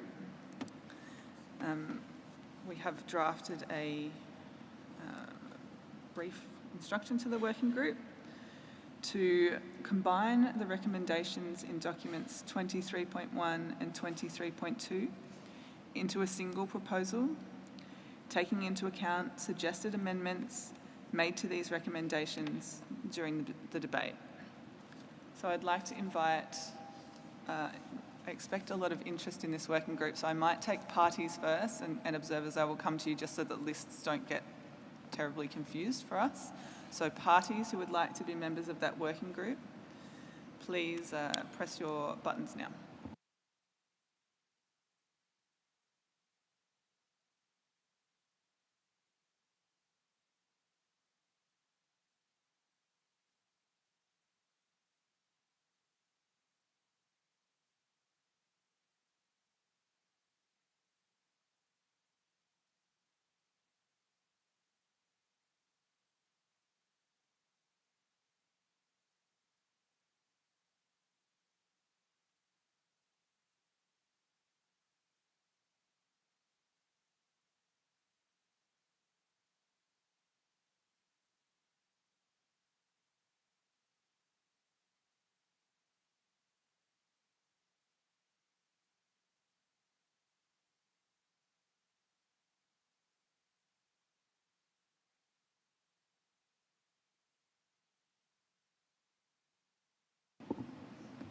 Thank you, parties. So I think I have my list.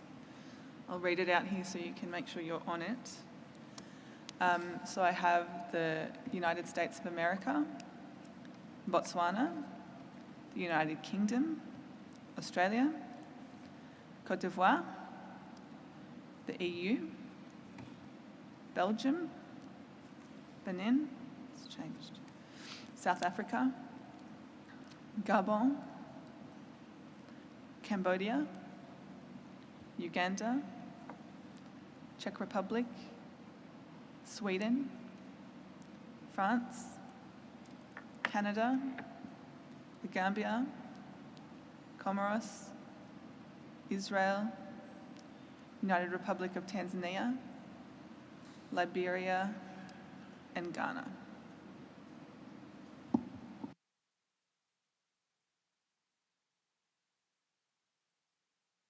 So if I've read your party name out, you can take your button off. I see Peru has added their name to the list. Peru, I see you.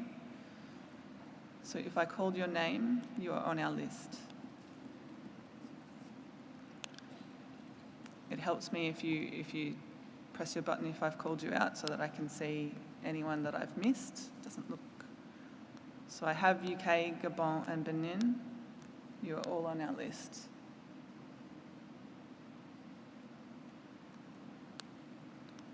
So I don't seem to have any more parties. Technicians, if you could clear the list of Nigeria.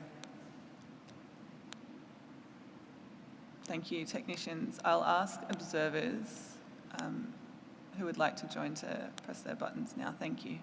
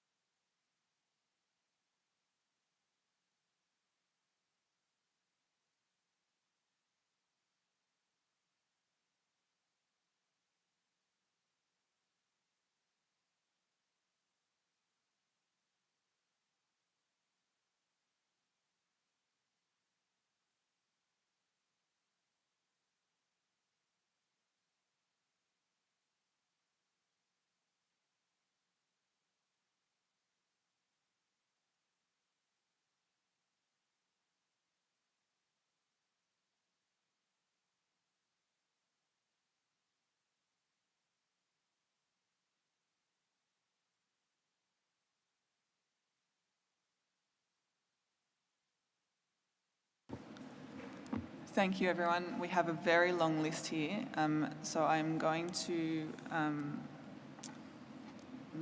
start with the intergovernmental organisations that have requested to be part of the working group, and then I will read the observer list.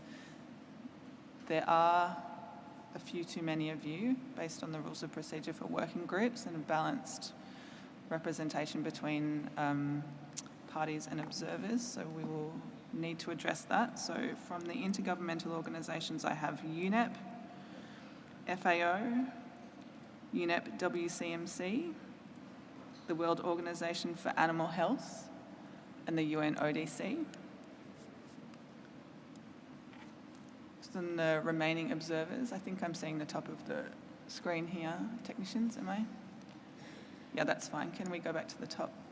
Thank you. So I see the European Association of Zoos and Aquariums, SSN, Wildlife Conservation Society, Defenders of Wildlife, San Diego Zoo, Traffic, International Fur Federation, Born Free Foundation, Pet Advocacy Network, Centre for Biodiversity, WWF, SA Taxidermy Tannery, Eurogroup for Animals, FACE, Association of Fish and Wildlife, I4, Parsa Parrots, David Shepherd Wildlife Foundation, Association of Northeastern Fisheries and Wildlife, the AZA, Association of Midwest Fish and Wildlife, CIC, Association of Southeast Fish and Wildlife, and the German Society of Herpetology.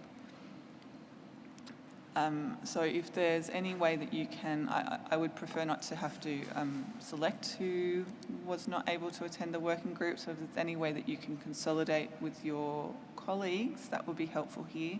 I do apologise to the interpreters. I know that we have reached 5. If I could ask your indulgence for just a few more minutes, just until we finish this group, that would be very much appreciated.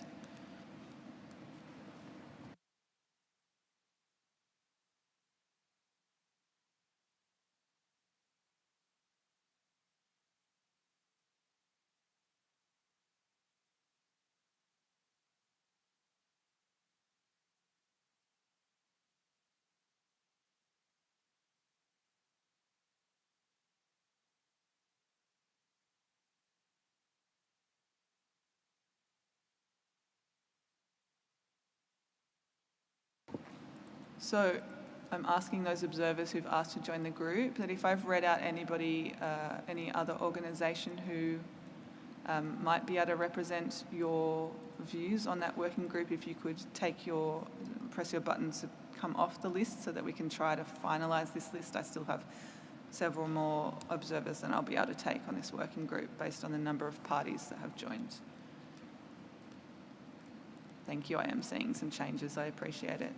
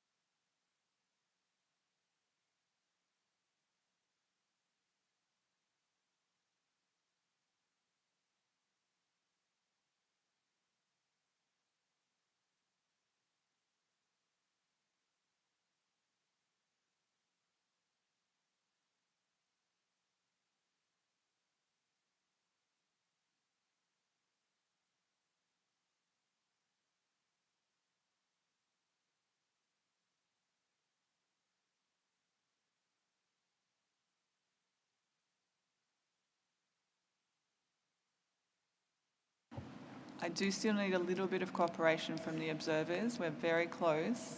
I would like to finalise this working group today.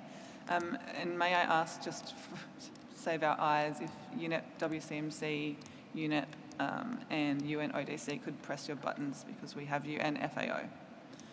Thank you.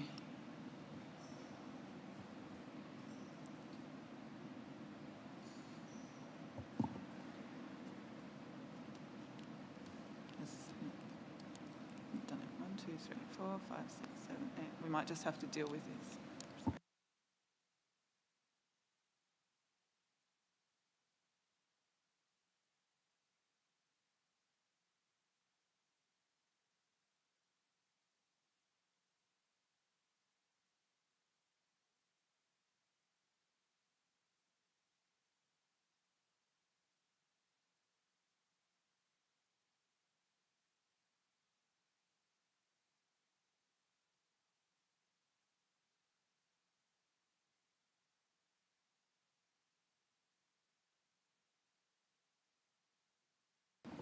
So we've come to the point where I need to ask specific organisations. So I have on my list, I have the Association of Fish and Wildlife, and I have the Association of Midwest Fish and Wildlife. I wonder if you could work together.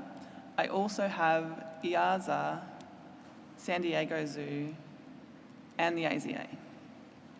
I wonder if you could work together.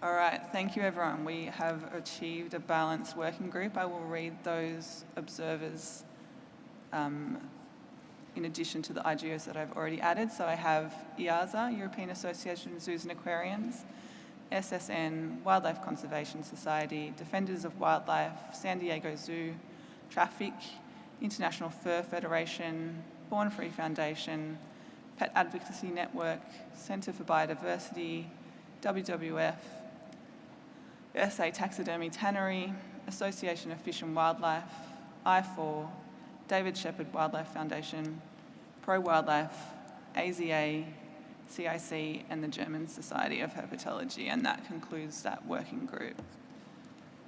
I do need to ask for a party to chair this working group, and I'm looking at Canada, who's really happy with me. Canada, would you chair this working group for us?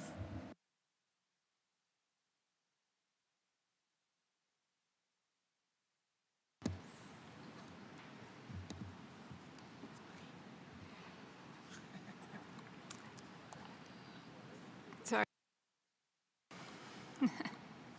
I'm considering your request because we have a number of different pressures on us. Canada, can we get back to you? Yes, Canada, I'm happy for you to get back to us on that. Thank you. So concluding that, and with the indulgence of just one more minute with the interpreters, we have just some comments from the Secretariat on some logistical matters, I think. Thank you very much, Chair. First of all, please remember to take your cards with you when you leave. Please do not leave them in the room. And then 2 working groups. This morning we established the CITES Strategic Vision Working Group. That working group will meet at 12:15 tomorrow on 16 November in Caribe 6. So the CITES Strategic Vision Working Group will meet at 12:15 tomorrow, 16 November in Caribe 6. Then the Budget Working Group will meet on Thursday, 17 November at 12:15 in Pacifico 1 for the first session on the language strategy. So Thursday, 17 November at 12:15 in Pacifico 1, the first session on the language strategy, and any Arabic, Chinese, Russian-speaking delegates are welcome to attend that meeting. Thank you. Thank you, everyone, and good evening. We'll see you tomorrow at 8:45.